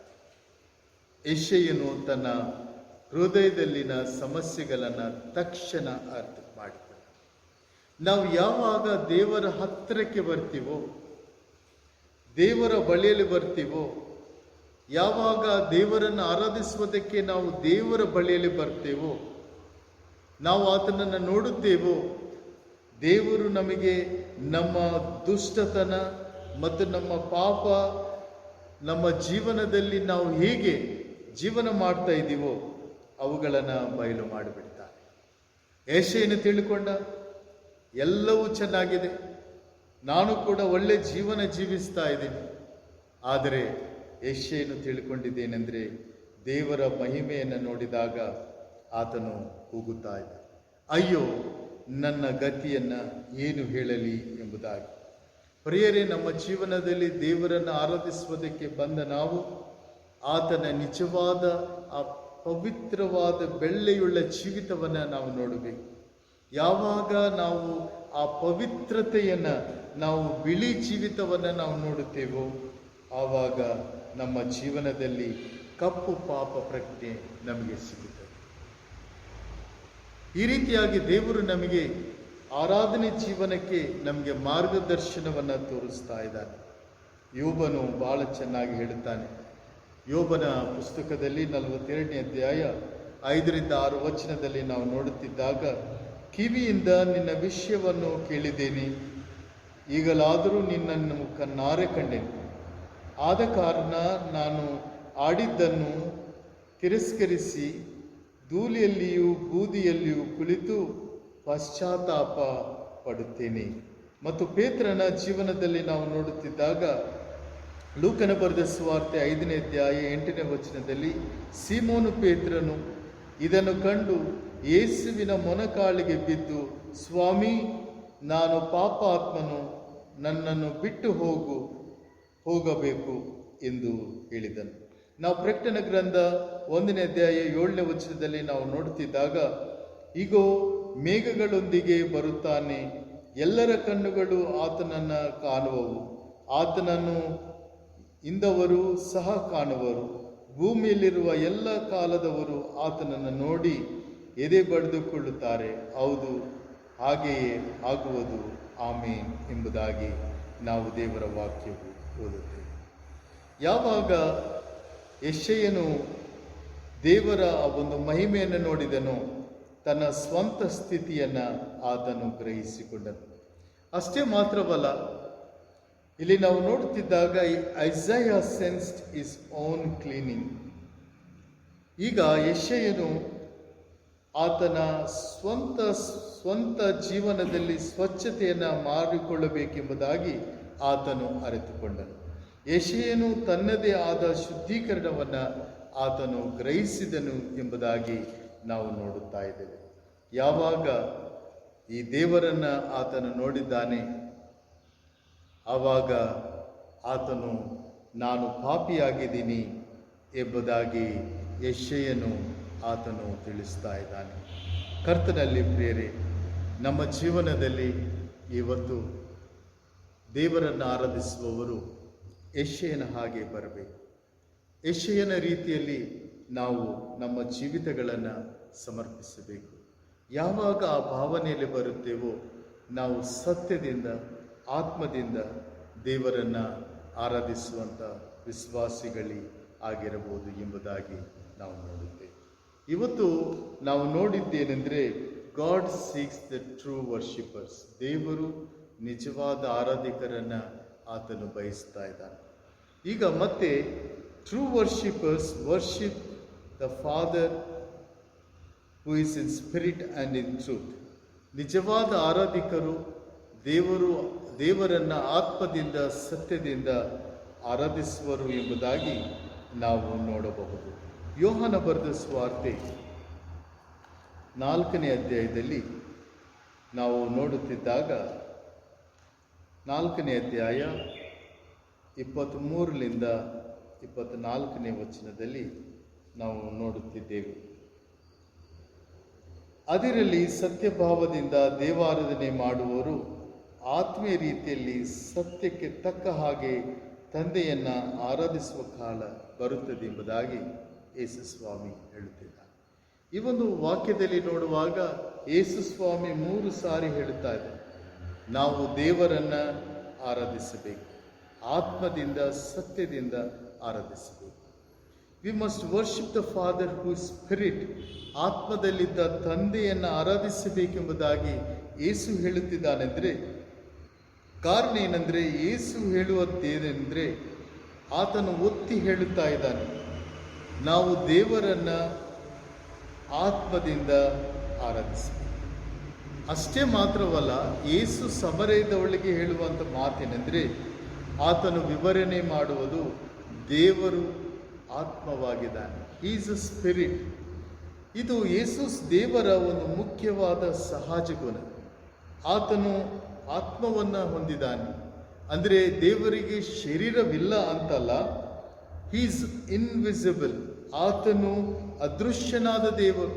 ಅಷ್ಟೇ ಮಾತ್ರವಲ್ಲ, ಮಾನವನ ಕಣ್ಣಿಗೆ ಯಾವತ್ತೂ ಕೂಡ ಅದೃಶ್ಯನಾಗಿರುತ್ತಾನೆ. ಮೋಶೆನು ದೇವರಿಗೆ ಕೇಳಿದ್ದಾನೆ, ನಿನ್ನ ಮಹಿಮೆಯನ್ನು ನೋಡಬೇಕು. ಆದರೆ ದೇವರು ತನ್ನ ಮಹಿಮೆಯನ್ನು ತೋರಿಸಲಿಲ್ಲ. ಕಾರಣ ಏನೆಂದರೆ, he is a Omni present spirit. ಆತನ ಸರ್ವವ್ಯಾಮಿ ಆದಂಥ ದೇವರು, ಆತ್ಮ ಹೊಂದಿದ ದೇವರು ಆಗಿದ್ದಾನೆ. ಕಾರಣ ಯೇಸು ಸ್ವಾಮಿ ಯಾಕೆ ದೇವರ ತಂದೆಯನ್ನು ಆತ್ಮದಿಂದ ಆರಾಧಿಸಬೇಕೆಂಬುದಾಗಿ ಹೇಳಿದಾನೆಂದರೆ, God is the Father to the Samaritans. ಈ ಒಂದು ದೇವರು ಕೇವಲ ಯಹೂದ್ಯರಿಗೆ ಮಾತ್ರವಲ್ಲ, ಈ ಒಂದು ದೇವರು ಸಮರಯದವರಿಗೂ ಯಹೂದ್ಯದವರಿಗೂ ತಂದೆಯಾಗಿದ್ದಾರೆ. ಅಷ್ಟೇ ಮಾತ್ರವಲ್ಲ, ಈ ಸಮರಯದವರು ಯೇಸು ಸ್ವಾಮಿಯನ್ನು ಆತನನ್ನು ತಂದೆಯಾಗಿ ಸ್ವೀಕಾರ ಮಾಡುವುದಿಲ್ಲ. ಅದಕ್ಕೆ ಸಮರಯದವಳು ಯೋಹಾನ 4ನೇ ಅಧ್ಯಾಯ 12ನೇ ವಚನದಲ್ಲಿ ನಾವು ನೋಡುತ್ತಿದ್ದಾಗ, ನಮ್ಮ ಹಿರಿಯನಾದ ಯಾಕೋಬನಿಗಿಂತ ನೀನು ದೊಡ್ಡವನೋ. ಮತ್ತು 20ನೇ ವಚನದಲ್ಲಿ ನಾವು ನೋಡುತ್ತಿದ್ದಾಗ, ನಮ್ಮ ಹಿರಿಯರು ಈ ಬೆಟ್ಟದಲ್ಲಿ ದೇವಾರಾಧನೆ ಮಾಡುತ್ತಿದ್ದರು, ಆದರೆ ನೀವು ಆರಾಧನೆ ಮಾಡತಕ್ಕ ಸ್ಥಳವು ಯೆರೂಸಲೇಮಿನಲ್ಲಿ ಅದೇ ಅನ್ನುತ್ತೀರಿ ಎಂದು ಹೇಳಿದಾಗಿಯೂ ಯೇಸು ಹೇಳುತ್ತಾನೆ. ಇಂಗ್ಲಿಷ್ ಭಾಷೆಯಲ್ಲಿ ನಾವು ನೋಡುತ್ತಿದ್ದಾಗ, ಈ ಒಂದು ಇಂಗ್ಲಿಷ್ನಿಂದ ಭಾಷಾಂತರ ಮಾಡುತ್ತಿದ್ದಾಗ ಸ್ವಲ್ಪ ವ್ಯತ್ಯಾಸ ಆಯಿತು. ಆದರೆ ಇಂಗ್ಲಿಷ್ ಭಾಷೆಯಲ್ಲಿ ನಾವು ನೋಡುತ್ತಿದ್ದಾಗ ಅವರ್ ಫಾದರ್ ಜಾಕೋಬ್ ಎಂಬುದಾಗಿ ಆ ಒಂದು ಸಮರಯದವಳು ಹೇಳಿದ್ದನ್ನು ನಾವು ಕೇಳಬಹುದು. 20ನೇ ವಚನದಲ್ಲಿ ನಾವು ನೋಡುತ್ತಿದ್ದಾಗ ಅವರ್ ಫಾದರ್ಸ್ ವರ್ಷಿಪ್ಡ್. ಈಗ ಸ್ವಾಮಿ ಏನು ಮಾಡುತ್ತಿದ್ದಾನೆಂದರೆ, ಈಗ ಸಮರಯದವಳು ಇಹಲೋಕದ ತಂದೆಯನ್ನು ನಂಬಿ ಇಹಲೋಕದ ತಂದೆಯನ್ನು ಆರಾಧಿಸುವಂಥ ಮಾನವ ತಂದೆಗಳನ್ನು ಗುರುತು ಮಾಡಿಕೊಳ್ಳುತ್ತಿದ್ದಾರೆ. ಈಗ ಯೇಸು ಸ್ವಾಮಿ ಅವಳ ಭಾವನೆ, ಅವಳ ಒಂದು ನಿರೀಕ್ಷಣೆಯನ್ನು ಯೇಸು ಸ್ವಾಮಿ ಬದಲಾವಣೆ ಮಾಡಿ, ಈ ಒಂದು ಮನುಜ ತಂದೆಗಳಿಂದ ಈಗ ತಂದೆಯಾದ ದೇವರು ನಿಜವಾದ ತಂದೆಯೂ ಆಗಿದ್ದಾನೆಂಬುದಾಗಿ, ಆತನನ್ನೇ ಮಾತ್ರ ಆರಾಧಿಸಬೇಕೆಂಬುದಾಗಿ ಯೇಸು ಸ್ವಾಮಿ ಈಗ ಅವಳನ್ನು ರೂಪಾಂತರಪಡಿಸ್ತಾ ಇದ್ದಾಳೆ. ಅಷ್ಟೇ ಮಾತ್ರವಲ್ಲ, ನಾವು ನೋಡುತ್ತಿದ್ದಾಗ we should worship the Father in spirit. ಅಂದರೆ ನಾವು ದೇವರನ್ನು ಆತ್ಮದಿಂದ ಆರಾಧಿಸಬೇಕಂದ್ರೆ, to worship in spirit is to worship from the heart. ಆತ್ಮದಿಂದ ಆರಾಧಿಸಬೇಕಂದ್ರೆ ನಾವು ಯಾವಾಗಲೂ ಹೃದಯದಿಂದ ಆರಾಧಿಸಬೇಕು, ಫ್ರಮ್ ವಿದಿನ್, ಆಂತರಂಗದಿಂದ. ಇದು ಯಾವಾಗ ಒಂದು ಸಾಂಪ್ರದಾಯಿಕ ಆರಾಧನೆ ಅಲ್ಲ, ಇದು ಒಂದು ಕರ್ಮಕಾಂಡದ ಒಂದು ಆರಾಧನೆ ಅಲ್ಲ, ಇದು ಹೊರಗಿನ ಒಂದು ಆರಾಧನೆ ಅಲ್ಲ. ಯಾವಾಗ ದೇವರನ್ನು ಒಳ್ಳೆಯ ಹೃದಯದಿಂದ ಆರಾಧನೆ ಮಾಡುತ್ತೇವೋ, ಖಂಡಿತವಾಗಿ ಅದು ಆಂತರಂಗದಿಂದ ಬರಬೇಕು. ಮತ್ತೈನ ಬರೆದ ಸುವಾರ್ತೆ 15ನೇ ಅಧ್ಯಾಯ 8ನೇ ವಚನದಲ್ಲಿ, ಈ ಜನರು ಮಾತಿನಿಂದ ನನ್ನನ್ನು ಸನ್ಮಾನಿಸುತ್ತಾರೆ, ಆದರೆ ಅವರು ಮನಸ್ಸು ನನಗೆ ದೂರವಾಗಿದೆ. ಕರ್ತನಲ್ಲಿ ಪ್ರಿಯರೇ, worship in spirit is the inward faith of heart. ಆತ್ಮದಲ್ಲಿ ಆರಾಧಿಸುವವರು ಎಂದರೆ ಹೃದಯದ ಆಂತರಿಕವಾದ ನಂಬಿಕೆ ಎಂಬುದಾಗಿ ನಾವು ನೋಡುತ್ತೇವೆ. ಯಾವಾಗ ಹೃದಯದಿಂದ ಆಂತರಿಕವಾಗಿ ನಾವು ಆರಾಧಿಸುತ್ತೇವೋ ಅದು ಏನನ್ನು ಉತ್ಪನ್ನ ಮಾಡುತ್ತೆ? ಅದು ಉತ್ಪನ್ನ ಮಾಡುವಂಥದ್ದು ಏನೆಂದರೆ ಪ್ರಾರ್ಥನೆ, ಪವಿತ್ರತೆ, ಮನಸ್ಸಾಕ್ಷಿ, ಮತ್ತು ಅಷ್ಟೇ ಮಾತ್ರವಲ್ಲ, ತನ್ನನ್ನು ನಿರಾಕರಿಸಿಕೊಳ್ಳುವುದು ಎಂಬುದಾಗಿ ದೇವರ ವಾಕ್ಯವು ಹೇಳುತ್ತದೆ. ಇವೆಲ್ಲ ನಾವು ನೋಡುತ್ತಿದ್ದಾಗ ಇಟ್ ಲೀಡ್ಸ್ ಟು ಒಬೀಡಿಯನ್ಸ್, ಅದು ವಿಧೇಯತೆಗೆ ನಮ್ಮನ್ನು ನಡೆಸುತ್ತದೆ. ದೇವರನ್ನು ಆತ್ಮದಿಂದ ಆರಾಧಿಸಬೇಕಂದ್ರೆ ಇಟ್ ಈಸ್ ನಾಟ್ ಎಮೋಷನಲ್, ಆವೇಶವುಳ್ಳವಾದದ್ದಲ್ಲ, ಅಥವಾ ಇದು ಭಾವೋದ್ರೇಕದಿಂದ, ಒಂದು ಸಂಗೀತದಿಂದ ಅಥವಾ ಗುಂಪುಗೂಡಿದಾಗ ಉತ್ಸಾಹ ಮಾಡುವಾಗ ಬರುವಂಥದ್ದಲ್ಲ. ಇದು ಯಾವಾಗ ಕೂಡ ನಿಜವಾಗಿ ಇದು ಭಾವೋದ್ರೇಕ ಏನು ಮಾಡುತ್ತೆಂದರೆ ದೇವರನ್ನು ನಾವು ನೋಡುತ್ತಿದ್ದಾಗ ನಿಜವಾದ ಸತ್ಯವನ್ನು ಗ್ರಹಿಸಿ ನಿಜವಾದ ದೇವರನ್ನು ಆರಾಧಿಸುತ್ತದೆ. ಈ ಆರಾಧನೆ ನಾವು ನೋಡುತ್ತಿದ್ದಾಗ ಈ ಸತ್ಯ ಏನಂದರೆ, ಸತ್ಯ ಒಂದೇ ವಿಷಯ, ಯೇಸು ಸ್ವಾಮಿ ನಮಗೋಸ್ಕರ ಆ ಶಿಲುಬೆ ಮೇಲೆ ಏನು ಮಾಡಿದಾನೋ ನಮಗೆ ತಿಳಿಯಪಡಿಸುತ್ತದೆ. ಇವತ್ತು ಪ್ರಿಯರೇ, ಯೇಸು ಸ್ವಾಮಿ ನಮಗೋಸ್ಕರ ತನ್ನ ಪ್ರಾಣವನ್ನು ನಮಗೋಸ್ಕರ ಅರ್ಪಿಸಿದ್ದಾನೆ. ನಮಗೋಸ್ಕರ ತನ್ನ ಅಮೂಲ್ಯವಾದ ಪ್ರಾಣವನ್ನು ನಮಗೆ ಕೊಟ್ಟಿದ್ದಾನೆ. ಇವತ್ತು ನಾವು ಸ್ವಾಮಿಗೆ ಏನು ಮಾಡುತ್ತಾ ಇದ್ದೀವಿ ಎಂಬುದಾಗಿ ನಾವು ಗ್ರಹಿಸತಕ್ಕದ್ದು. ಯಾವಾಗ ಯೇಸು ಸ್ವಾಮಿ ಈ ರೀತಿಯಾಗಿ ಸಮರಯದವಳ ಭಾವನೆಯನ್ನು ಬದಲಾವಣೆ ಮಾಡಿದನೋ, ಆ ಹೆಂಗಸು ಆತನಿಗೆ ಮೆಸ್ಸೇಯನು ಅಂದರೆ ಕ್ರಿಸ್ತನು ಬರುತ್ತಾನೆಂದು ಬಲ್ಲೆನು, ಆತನು ಬಂದ ಮೇಲೆ ನಮಗೆ ಎಲ್ಲ ತಿಳಿಸುವವನು ಎಂದು ಹೇಳಲು ಯೇಸು ಆಕೆಗೆ, ನಿನ್ನ ಸಂಗಡ ಮಾತನಾಡುತ್ತಿರುವ ನಾನೇ ಆ ಮೆಸ್ಸೇಯನು ಅಂದ. ಕರ್ತನಲ್ಲಿ ಪ್ರಿಯರೇ, ಇವತ್ತು ನಾವಿನ್ನೂ ಆರಾಧನೆ ಮಾಡಲಿಕ್ಕೆ ಯೋಚನೆ ಮಾಡ್ತಾ ಇದ್ದೀವ. ಸ್ವಾಮಿ ಇವತ್ತು ಈ ವಾಕ್ಯದ ಮೂಲಕ ನಮ್ಮ ಸಂಗಡ ಮಾತನಾಡುತ್ತಾ ಇದ್ದಾರೆ. ಇವತ್ತು ನಮ್ಮ ಜೀವಿತಗಳನ್ನು ದೇವರಿಗೆ ಆರಾಧನೆಗೆ ನಾವು ಸಮರ್ಪಿಸೋಣ. ಯಾವಾಗ ಸಮರಯದವಳು ಸ್ವಾಮಿಯನ್ನು ಕಂಡುಕೊಂಡಿದ್ದಾಳು, ದೇವರನ್ನು ಸ್ವೀಕಾರ ಮಾಡಿದಳು, ಅವರಿಗಿರುವ ಕಷ್ಟ, ದುಃಖ, ಸಂಕಟ ಎಲ್ಲವೂ ದೂರ ಮಾಡಿಕೊಂಡಳು. ಆ ಸಮಯದಲ್ಲಿ ಯೇಸುವನ್ನು ನಂಬಿ, ಆಗ ಹೆಂಗಸು 27ನೇ ವಚನದಲ್ಲಿ, ಯೋಹಾನ ಬರೆದ ಸುವಾರ್ತೆ 4ನೇ ಅಧ್ಯಾಯ 27, ಆಗ ಆ ಹೆಂಗಸು ತನ್ನ ಕೊಡವನ್ನು ಅಲ್ಲೇ ಬಿಟ್ಟು ಊರೊಳಕ್ಕೆ ಹೋಗಿ ಜನರಿಗೆ, ಅಲ್ಲಿ ಒಬ್ಬನಿದ್ದಾನೆ, ನಾನು ಇದುವರೆಗೆ ಮಾಡಿದ್ದನ್ನೆಲ್ಲ ನನಗೆ ಹೇಳಿದ್ದನು, ಬಂದು ಅವನನ್ನು ನೋಡಿರಿ, ಬರತಕ್ಕ ಕ್ರಿಸ್ತನು ಅವನೇ ಏನು ಎಂದು ಹೇಳಲು ಆತನ ಬಳಿಗೆ ಬರುವುದಕ್ಕೆ ಊರೊಳಗಿಂದ ಹೊರಟರು. ಅಷ್ಟರೊಳಗೆ ಶಿಷ್ಯರು ಬಂದರು. ಪ್ರಿಯರೇ, ದ ಟ್ರೂ ವರ್ಷಿಪ್ ಏನು ಹೇಳುವಾಗ ನಿಜವಾಗಿ ದೇವರನ್ನು ನಾವು ಸ್ವೀಕಾರ ಮಾಡಬೇಕು. ಯಾವಾಗ ದೇವರು ನಮ್ಮೊಳಗೆ ಬಂದಿದ್ದಾನೋ, ಯೆಶಾಯನು ಕೂಡ ಆ ದೇವರನ್ನು ನೋಡಿ ನಿಜ ಆ ಯೆಶಾಯನು ತನ್ನ ಜೀವಿತವನ್ನು ದೇವರಿಗೆ ಸಮರ್ಪಿಸಿಕೊಂಡಿದ್ದಾನೆ. ನಾವು ಕೂಡ ನಮ್ಮ ಜೀವನದಲ್ಲಿ ಹಾಗೆಯೇ ಸಮರ್ಪಿಸಿಕೊಂಡ. ಇಡೀ ಸಿಕೋರು ಗ್ರಾಮ, ಆ ಕುಡುಕತನ, ಮದ್ಯಪಾನವನ್ನು ಹೊಂದಿದ್ದಂಥ ಪಟ್ಟಣ, ಯೇಸು ಸ್ವಾಮಿ ರಕ್ಷಣೆ ಹೊಂದಿದಾಗ ಇಡೀ ಊರು ಸ್ವಾಮಿಯ ಬಳಿಯಲ್ಲಿ ಬಂದಿದೆ. ನಾವು ಈ ಒಂದು ಕಷ್ಟ ಕಾಲದಲ್ಲಿ ದೇವರನ್ನು ಆರಾಧಿಸುವಂಥ ನಾವು ಕೂಡ ಕುಟುಂಬ ಸಮೇತವಾಗಿ ಬರುವ ಕಾರಣ ಏನಂದರೆ, god is seeking true worshippers. ದೇವರು ನಿಜವಾದ ಆರಾಧಕರನ್ನು ಆತನು ಹುಡುಕ್ತಾ ಇದ್ದಾನೆ. ಯೆಶಾಯನು ಈ ಸಮಯದಲ್ಲಿ ದೇವರಿಗೆ ಹೇಗೆ ಆತನು ಹುಡುಕಿದಾನೆಂದರೆ, ಆತನು ಹುಡುಕಿದ್ದು ದೇವರನ್ನಲ್ಲ, ದೇವರ ಸ್ಥಾನವನ್ನು ಹುಡುಕಿದ್ದಾನೆ ಮತ್ತು ದೇವರ ಒಂದು ನಿಜವಾದಂಥ ವ್ಯಕ್ತಿತ್ವವನ್ನು ಹುಡುಕಿದ್ದಾನೆ. ಮತ್ತು ಅಷ್ಟೇ ಮಾತ್ರವಲ್ಲ, ದೇವರ ನಿಜವಾದಂಥ ಆ ಒಂದು ಪ್ರಸನ್ನತೆಯನ್ನು ಹುಡುಕಿದ್ದಾನೆ. ನಾವು ದೇವರನ್ನು ಆರಾಧಿಸಬೇಕಾದರೆ ನಾವು ಕೂಡ ಈ 3 ಗುಣಲಕ್ಷಣಗಳಿಂದ ದೇವರನ್ನು ಹುಡುಕುವ. ಯಾವಾಗ ಹೀಗೆ ಹುಡುಕುತ್ತೇವೋ ಖಂಡಿತವಾಗಿ ದೇವರೇನು ಮಾಡುತ್ತಾನೆಂದರೆ, ಯೆಶಾಯ ಗ್ರಹಿಸಿದ್ದನ್ನು ನಾವು ಗ್ರಹಿಸಬಹುದು. ಯೆಶಾಯನು ಆತನೇನು ಮಾಡಿದ್ದಾನೆಂದರೆ, ದೇವರನ್ನು ಆತ್ಮದಲ್ಲಿ ಆರಾಧಿಸಬೇಕಾದರೆ ಮೊದಲು ತನ್ನನ್ನು ಗ್ರಹಿಸಿಕೊಂಡಿದ್ದ.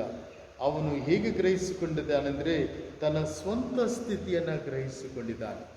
ಅಷ್ಟೇ ಮಾತ್ರವಲ್ಲ, ಆತನು ತನ್ನ ಸ್ವಂತ ಸ್ಥಿತಿಯನ್ನೇ ಮಾತ್ರವಲ್ಲ, ಆತನು ಯೆಶಾಯನು ತನ್ನದೇ ಆದ ಶುದ್ಧೀಕರಣವನ್ನು ಆತನು ಯೋಚನೆ ಮಾಡಿದ್ದಾನೆ. ದೇವರು ಯೆಶಾಯನು ಹೇಗೆ ದೇವರ ಬಳಿಯಲ್ಲಿ ಬಂದಿದ್ದಾನೋ ಅಂಥ ನಿಜವಾದ ಆರಾಧಿಕರನ್ನು ಹುಡುಕ್ತಾ ಇದ್ದಾನೆ. ಇವತ್ತು ನಿಜವಾದ ಆರಾಧಿಕರು ಅವರು ದೇವರನ್ನು ಆತ್ಮದಿಂದ ಸತ್ಯದಿಂದ ಆರಾಧಿಸುವವರನ್ನು ದೇವರು ಹುಡುಕ್ತಾ ಇದ್ದಾನೆ. ನಾವು ಹೇಗೆ ಈ ರೀತಿಯಲ್ಲಿ ಆರಾಧನೆ ಮಾಡಬೇಕಂದ್ರೆ, ದೇವರು ಆತ್ಮದಲ್ಲಿದ್ದಾನೆ, ಅದಕ್ಕೆ ನಾವು ಆತ್ಮದಿಂದ ದೇವರನ್ನು ಆರಾಧಿಸಬೇಕು. ಸಮರದವರಿಗೆ ಅವಳಿಗೆ ಯೇಸು ಸ್ವಾಮಿ ತೋರಿಸಿದ್ದಾನೆ ಏನೆಂದರೆ, ದೇವರು ನಿಮಗೂ ಕೂಡ ಆತನು ಆತ್ಮೀಯ ತಂದೆಯಾಗಿದ್ದಾನೆ. ಅಷ್ಟೇ ಮಾತ್ರವಲ್ಲ, ದೇವರು ಆತ್ಮದಲ್ಲಿದ್ದಾನೆ, ಅದಕ್ಕೆ ನಾವು ಆತ್ಮದಲ್ಲಿ ತಕ್ಕ ರೀತಿಯಲ್ಲಿ ನಾವು ದೇವರನ್ನು ಆರಾಧಿಸಬೇಕು ಎಂಬುದಾಗಿ ಸ್ವಾಮಿ ತಿಳಿಸಿದ್ದಾನೆ. ಪ್ರಿಯರೇ, ಇವತ್ತು ದೇವರ ವಾಕ್ಯದ ಮೂಲಕ ನಾವು ತಿಳಿದುಕೊಂಡಂಥ ವಿಷಯಗಳನ್ನು ಇವತ್ತು ನಾವು ನೋಡಿದ್ದೇವೆ. ಈಗ ನಾವು ದೇವರಿಗೆ ನಮ್ಮ ಜೀವಿತವನ್ನು ದೇವರಿಗೆ ಸಮರ್ಪಿಸುವ. ನಾವು ಆರಾಧನೆ ಮಾಡುವಂಥದ್ದು ಕ್ರಿಸ್ತನಿಗೆ. ಟ್ರೂತ್, ಸತ್ಯವೇನೆಂದರೆ, ಈ ಆತ್ಮದಿಂದ ಆರಾಧಿಸುವುದು ಸತ್ಯವೇನೆಂದರೆ, ನಾವು ದೇವರನ್ನು ಸ್ಥಳೀಕರಿಸಬಾರದು. ಈ ದೇವರು ಕೇವಲ ಆ ಯಹೂದ್ಯರಿಗೆ ಮತ್ತು ಸಮರದವರಿಗೆ ಎಂಬುದಾಗಿ ನಾವು ಯೋಚನೆ ಮಾಡಬಾರದು. ಒಬೀಡಿಯಂಟ್ ಹಾರ್ಟ್ಸ್, ವಿಧೇಯ ಹೃದಯಗಳು ದೇವರಿಗೆ ಆಲಯವಾಗಿದೆ ಎಂಬುದಾಗಿ 1 ಕೊರಿಂಥ 6:19 ಗಾಡ್ ಈಸ್ ಅ ಸ್ಪಿರಿಟ್, ದೇವರು ಆತ್ಮ ಹೊಂದಿದ್ದಾನೆ. ಯೇಸು ಸ್ವಾಮಿ ಒತ್ತಿ ಹೇಳುವುದನ್ನು ಏನೆಂದರೆ, ಆತನು ಒಂದು ಸ್ವತ್ತು ಅಲ್ಲ, ಆತನು ಯಹೂದ್ಯರಿಗೆ ಅನ್ಯರಿಗೆ ಮಾತ್ರವಲ್ಲ, ಆತನು ಎಲ್ಲರಿಗೆ ದೇವರು ಆಗಿದ್ದಾನೆ ಎಂಬುದಾಗಿ ನಾವು ನೋಡಬಹುದು. ಈ ಆತ್ಮದಲ್ಲಿದ್ದಾನೆ ಎಂಬುದಾಗಿ ಹೇಳುವಾಗ ಯೇಸು ಈಸ್ ಅ ಓಮ್ನಿ ಪ್ರೆಸೆಂಟ್, ಎಲ್ಲ ಕಡೆ ಸ್ವಾಮಿ ಇದ್ದಾನೆ. ಇದೇ ಸ್ಥಳದಲ್ಲಲ್ಲ, ಇದೇ ಊರಿನಲ್ಲಲ್ಲ, ಇದೇ ಪ್ರಾಂತದಲ್ಲಲ್ಲ, ಇದೇ ದೇವಾಲಯದಲ್ಲಲ್ಲ, ದೇವರು ಪ್ರತಿ ಸ್ಥಳದಲ್ಲಿದ್ದಾನೆ. ನಾವು ಎಲ್ಲಿದ್ದೀವೋ ಅಲ್ಲಿ ನಾವು ದೇವರನ್ನು ಆರಾಧಿಸಬಹುದು. ನಿಮ್ಮ ಕೆಲಸ ಕ್ಷೇತ್ರದಲ್ಲಿ, ನೀವು ಮಾಡುವಂಥ ಸೇವಾ ಕ್ಷೇತ್ರದಲ್ಲಿ, ನೀವು ಜೀವನ ಮಾಡುವಂಥ ಎಂಥ ಪರಿಸ್ಥಿತಿಯಲ್ಲಿ ಅಲ್ಲಿ ಕೂಡ ನೀವು ದೇವರನ್ನು ಆರಾಧಿಸಬಹುದು. ದೇವರಿಗೆ ಘನತೆ ಗೌರವವನ್ನು ಸಲ್ಲಿಸುವಂಥದ್ದು. ಕರ್ತನಲ್ಲಿ ಪ್ರಿಯರೇ, ಇಂಥ ಪರಿಸ್ಥಿತಿಯಲ್ಲಿ ನಾವು ದೇವರಿಗೆ ನಾವು ನಮ್ಮ ಜೀವಿತಗಳನ್ನು ನಾವು ಸಮರ್ಪಿಸುವ. ನೀವು ದೇವರಿಗೆ ಇವರಿಗೆ ನಿಮ್ಮ ಜೀವನದಲ್ಲಿ ಸಮರ್ಪಣೆ ಮಾಡಿ ಆರಾಧನೆ ಮಾಡಲಿಕ್ಕೆ ಸಮರ್ಪಣೆ ಮಾಡುವ ನಿಮಗೆ ನಾವು ಪ್ರಾರ್ಥಿಸ್ತಾ ಇದ್ದೇವೆ. ಅಷ್ಟೇ ಮಾತ್ರವಲ್ಲ, ದೇವರು ನಿಮ್ಮನ್ನು ಕಾಪಾಡಲಿ. ದೇವರು ತನ್ನ ಪ್ರಸನ್ನ ಮುಖದಿಂದ ನಿಮ್ಮನ್ನು ನೋಡಿ ನಿಮ್ಮ ಮೇಲೆ ದಯೆ ಬಿಡಲಿ. ಇಂಥ ಪರಿಸ್ಥಿತಿಯಲ್ಲಿ ನಿಮ್ಮ ಕುಟುಂಬಗಳ ಮೇಲೆ ಸ್ವಾಮಿ ತನ್ನ ಅಪಾರವಾದ ಆಶೀರ್ವಾದವಿರಲಿ ಎಂಬುದಾಗಿ ನಾವು ಯೋಚನೆ ಮಾಡ್ತಾ ಇದ್ದೀವಿ. ಪ್ರಿಯರೇ, ನೀವು ನಿಜವಾದ ಆರಾಧಿಕರು. ದೇವರು ನಿಮ್ಮನ್ನು ಆರಾಧಿಸ್ತಾ ಇದ್ದಾರೆ. ಕೆಲವೇ ದಿವಸಗಳ ಹಿಂದೆ ನಾನು ಮತ್ತು ಪಾಸ್ಟೇಟ್ ಕಮಿಟಿ ನಾವು ಕೆಲವು ವಿಷಯಗಳನ್ನು ಚರ್ಚೆ ಮಾಡಿದ್ದೇವೆ. ನಿಮ್ಮ ಬಗ್ಗೆ ನಮಗೆ ಚಿಂತೆ ಇದೆ. ನೀವೀಗ ಪ್ಯಾಂಡಮಿಕ್, ಈ ಒಂದು ಕೊರೋನಾ ಸಮಯದಲ್ಲಿ ನಿಮ್ಮ ಪರಿಸ್ಥಿತಿ ಹೇಗಿದೆ ಎಂಬುದಾಗಿ ಯೋಚನೆ ಮಾಡಿದ್ದೀವಿ. ಅನೇಕ ಕುಟುಂಬಗಳಲ್ಲಿ ಕಷ್ಟದಲ್ಲಿದ್ದಾರೆ. ನಾವು ಅದಕ್ಕಾಗಿ ನಮ್ಮ ಸಭೆಯಲ್ಲಿರುವ ಪ್ರತಿಯೊಂದು ಕುಟುಂಬಕ್ಕೆ ಫುಡ್ ಕಿಟ್ಟನ್ನು ನಾವು ಸಿದ್ಧ ಮಾಡಬೇಕೆಂಬುದಾಗಿ ಯೋಚನೆ ಮಾಡ್ತಾ ಇದ್ದೀವಿ. ಈಗಲೇ ಅದನ್ನು ಪ್ರತಿ ಮನೆಗೆ ಹಂಚಲಿಕ್ಕೆ ಪ್ರಾರಂಭಿಸಿದ್ದಾರೆ. ಪ್ರಿಯರೇ, ಅದನ್ನು ಸ್ವೀಕರಿಸಿರಿ, ದೇವರನ್ನು ಕೊಂಡಾಡಿ. ದೇವರು ನಿಮ್ಮನ್ನು ಪ್ರೀತಿಸ್ತಾ ಇದ್ದಾನೆಂಬುದಾಗಿ ನಾವು ಯೋಚನೆ ಮಾಡಬಹುದು. ದೇವರು ನಿಮ್ಮ ಮೇಲೆ ದಯೆ ಬಿಡಲಿ. ದೇವರು ನಿಮ್ಮನ್ನು ಕಾಪಾಡಲಿ. ಪ್ರಾರ್ಥನೆ ಮಾಡೋಣ. ನಮ್ಮನ್ನು ಬಹಳವಾಗಿ ಪ್ರೀತಿ ಮಾಡುವ ನಮ್ಮ ಪರಲೋಕದ ತಂದೆಯೇ, ಈ ಸಮಯಕ್ಕಾಗಿ ಸ್ತೋತ್ರ. ನಮ್ಮನ್ನೀವರೆಗೆ ಕಾಪಾಡಿದೆ. ನನ್ನ ಕೂಡ ಸೇರಿ ಸ್ವಾಮಿ ಈ ಆರಾಧನೆಯಲ್ಲಿ ಭಾಗಿಯಾಗಿ ದೇವರ ವಾಕ್ಯವನ್ನು ಕೇಳಿ ನನ್ನ ಆತ್ಮದಿಂದ ಸತ್ಯದಿಂದ ನಿಮ್ಮನ್ನು ಆರಾಧಿಸುವುದಕ್ಕೆ ಜೀವಿತಗಳನ್ನು ಸಮರ್ಪಿಸಿದ ಪ್ರತಿಯೊಬ್ಬರಿಗಾಗಿ ಪ್ರಾರ್ಥಿಸುತ್ತೇವೆ. ಕಾಪಾಡಿ ಸ್ವಾಮಿ, ಸಂರಕ್ಷಣೆ ಮಾಡಿ. ಅಷ್ಟೇ ಮಾತ್ರವಲ್ಲ ಸ್ವಾಮಿ, ಪ್ರತಿ ಕುಟುಂಬ ಮೇಲೆ ನಿನ್ನ ಪವಿತ್ರ ಆತ್ಮರಲ್ಲಿ ದೇವದೂತರುಗಳನ್ನು ಕಾವಲಿಯಾಗಿರಿ. ಯಾವುದೇ ಕಷ್ಟ, ದುಃಖಗಳು, ಕಾಯಿಲೆಗಳು, ಬಲಹೀನತೆಗಳು ಎಂದಿಗೂ ಈ ಕುಟುಂಬಗಳ ಹತ್ತಿರಕ್ಕೆ ಬರಬಾರದು ಸ್ವಾಮಿ. ನೀನೇ ಆ ಮನೆಯಲ್ಲಿ ತಂದೆ, ದೇವರ ನಾಯಕನಾಗಿದ್ದು ನಡೆಸು. ನಮ್ಮ ಸಭೆಯಲ್ಲಿರುವ ಪ್ರತಿಯೊಂದು ಕುಟುಂಬ ಸುರಕ್ಷಿತ ಕ್ಷೇಮವಾಗಿರುವಂತೆ ಸಹಾಯ ಮಾಡಿ. ಚಿಕ್ಕ ಮಕ್ಕಳಿಗಾಗಿ ಪ್ರಾರ್ಥಿಸುತ್ತೇನೆ, ಯವನಸ್ಥರಿಗೆ ಸ್ವಾಮಿ ಮತ್ತು ಸಹೋದರ ಸಹೋದರಿಯರಿಗೆ, ವೃದ್ಧಾಪದಲ್ಲಿರುವ ಪ್ರತಿಯೊಬ್ಬರಿಗೆ ಪ್ರಾರ್ಥಿಸ್ತೇನೆ. ಪ್ರತಿಯೊಬ್ಬರನ್ನು ಆಶೀರ್ವದಿಸು ಸ್ವಾಮಿ. ಈ ಸಮಯದಲ್ಲಿ ನನ್ನೊಟ್ಟಿಗೆ ಪ್ರಾರ್ಥಿಸುವ ಪ್ರತಿಯೊಬ್ಬರು ಸ್ವಾಮಿ ಏನು ಬೇಡುತ್ತಿದ್ದಾರೋ ಅವರ ಆಸೆಯನ್ನು ನೆರವೇರಿಸಿ ಪ್ರಾರ್ಥನೆಗೆ ಉತ್ತರವನ್ನು ದಯಪಾಲಿಸುವುದಾಗಿ ಪ್ರಾರ್ಥಿಸ್ತೇವೆ. ಪ್ರಪಂಚದಲ್ಲಿರುವಂಥ ಪ್ರತಿಯೊಂದು ದೇಶಕ್ಕಾಗಿ ಸ್ವಾಮಿ ಪ್ರಾರ್ಥಿಸುವ ಪ್ರತಿಯೊಂದು ವಿಶ್ವಾಸಿಗಳಿಗಾಗಿ, ಕೊರೋನಾ ವೈರಸ್ ಎಂಬ ರೋಗಕ್ಕಾಗಿ ಪ್ರಪಂಚದಲ್ಲಿ ಸ್ವಾಮಿ ಶಾಂತಿ ಸಮಾಧಾನಕ್ಕಾಗಿ ಪ್ರಾರ್ಥಿಸುತ್ತೇವೆ. ದೇವರೇ, ಸೃಷ್ಟಿಯನ್ನು ಮಾಡಿದ ದೇವರು ನೀವು ಈ ಸೃಷ್ಟಿ ಮೂಲಕ ನೀನು ಮಹಿಮೆ ಹೊಂದಬೇಕು. ಈ ಪ್ರಾರ್ಥನೆಯನ್ನು ಸ್ವಾಮಿ ನಮ್ಮ ರಕ್ಷಕನು ಯೇಸು ಕ್ರಿಸ್ತನ ನಾಮದಲ್ಲಿ ಬೇಡಿಕೊಂಡಿದ್ದೇವೆ ಸ್ವಾಮಿ. ಕರ್ತನು ಕಳಿಸಿದ ಪ್ರಾರ್ಥನೆಯನ್ನು ನಾವು ಒಟ್ಟಾಗಿ ಅರಿಕೆ ಮಾಡೋಣ. ಪರಲೋಕದಲ್ಲಿರುವ ನಮ್ಮ ತಂದೆಯೇ, ನಿನ್ನ ನಾಮವು ಪರಿಶುದ್ಧವೆಂದೆನಿಸಲ್ಪಡಲಿ. ನಿನ್ನ ರಾಜ್ಯವು ಬರಲಿ. ನಿನ್ನ ಚಿತ್ತವು ಪರಲೋಕದಲ್ಲಿ ನೆರವೇರುವ ಪ್ರಕಾರ ಭೂಲೋಕದಲ್ಲಿಯೂ ನೆರವೇರಿ. ನಮ್ಮ ಅನುದಿನದ ಆಹಾರವನ್ನು ಇವತ್ತು ದಯಪಾಲಿಸು. ನಮಗೆ ತಪ್ಪು ಮಾಡಿದವರನ್ನು ನಾವು ಕ್ಷಮಿಸಿದಂತೆ ನಮ್ಮ ತಪ್ಪುಗಳನ್ನು ಕ್ಷಮಿಸು. ನಮ್ಮನ್ನು ಶೋಧನೆಯೊಳಗೆ ಸೇರಿಸದೆ ಕೇಳಿನಿಂದ ನಮ್ಮನ್ನು ತಪ್ಪಿಸು. ರಾಜ್ಯವು ಬರುವ ಮಹಿಮೆಯು ಸದಾ ಕಾಲದಿಂದ. ಆಮೆನ್. ದೇವರ ಆಶೀರ್ವಾದ ವಿಶ್ವಾಸದಿಂದ ಪಡೆದುಕೊಳ್ಳೋಣ. ನಮ್ಮ ರಕ್ಷಕನಾದ ಯೇಸು ಕ್ರಿಸ್ತನ ಕೃಪೆಯು, ತಂದೆಯಾದ ದೇವರ ಪ್ರೀತಿಯು, ಪವಿತ್ರ ಆತ್ಮನ ಅನ್ಯೋನ್ಯತೆಯು ಸದಾ ಕಾಲವು ನಮ್ಮೆಲ್ಲರ ಸಂಗಡ ಈಗಲೂ ಯಾವಾಗಲೂ ಇರಲಿ. ಆಮೆನ್. ದೇವರು ನಿಮ್ಮನ್ನು ಆಶೀರ್ವದಿಸಲಿ. ಆಮೆನ್.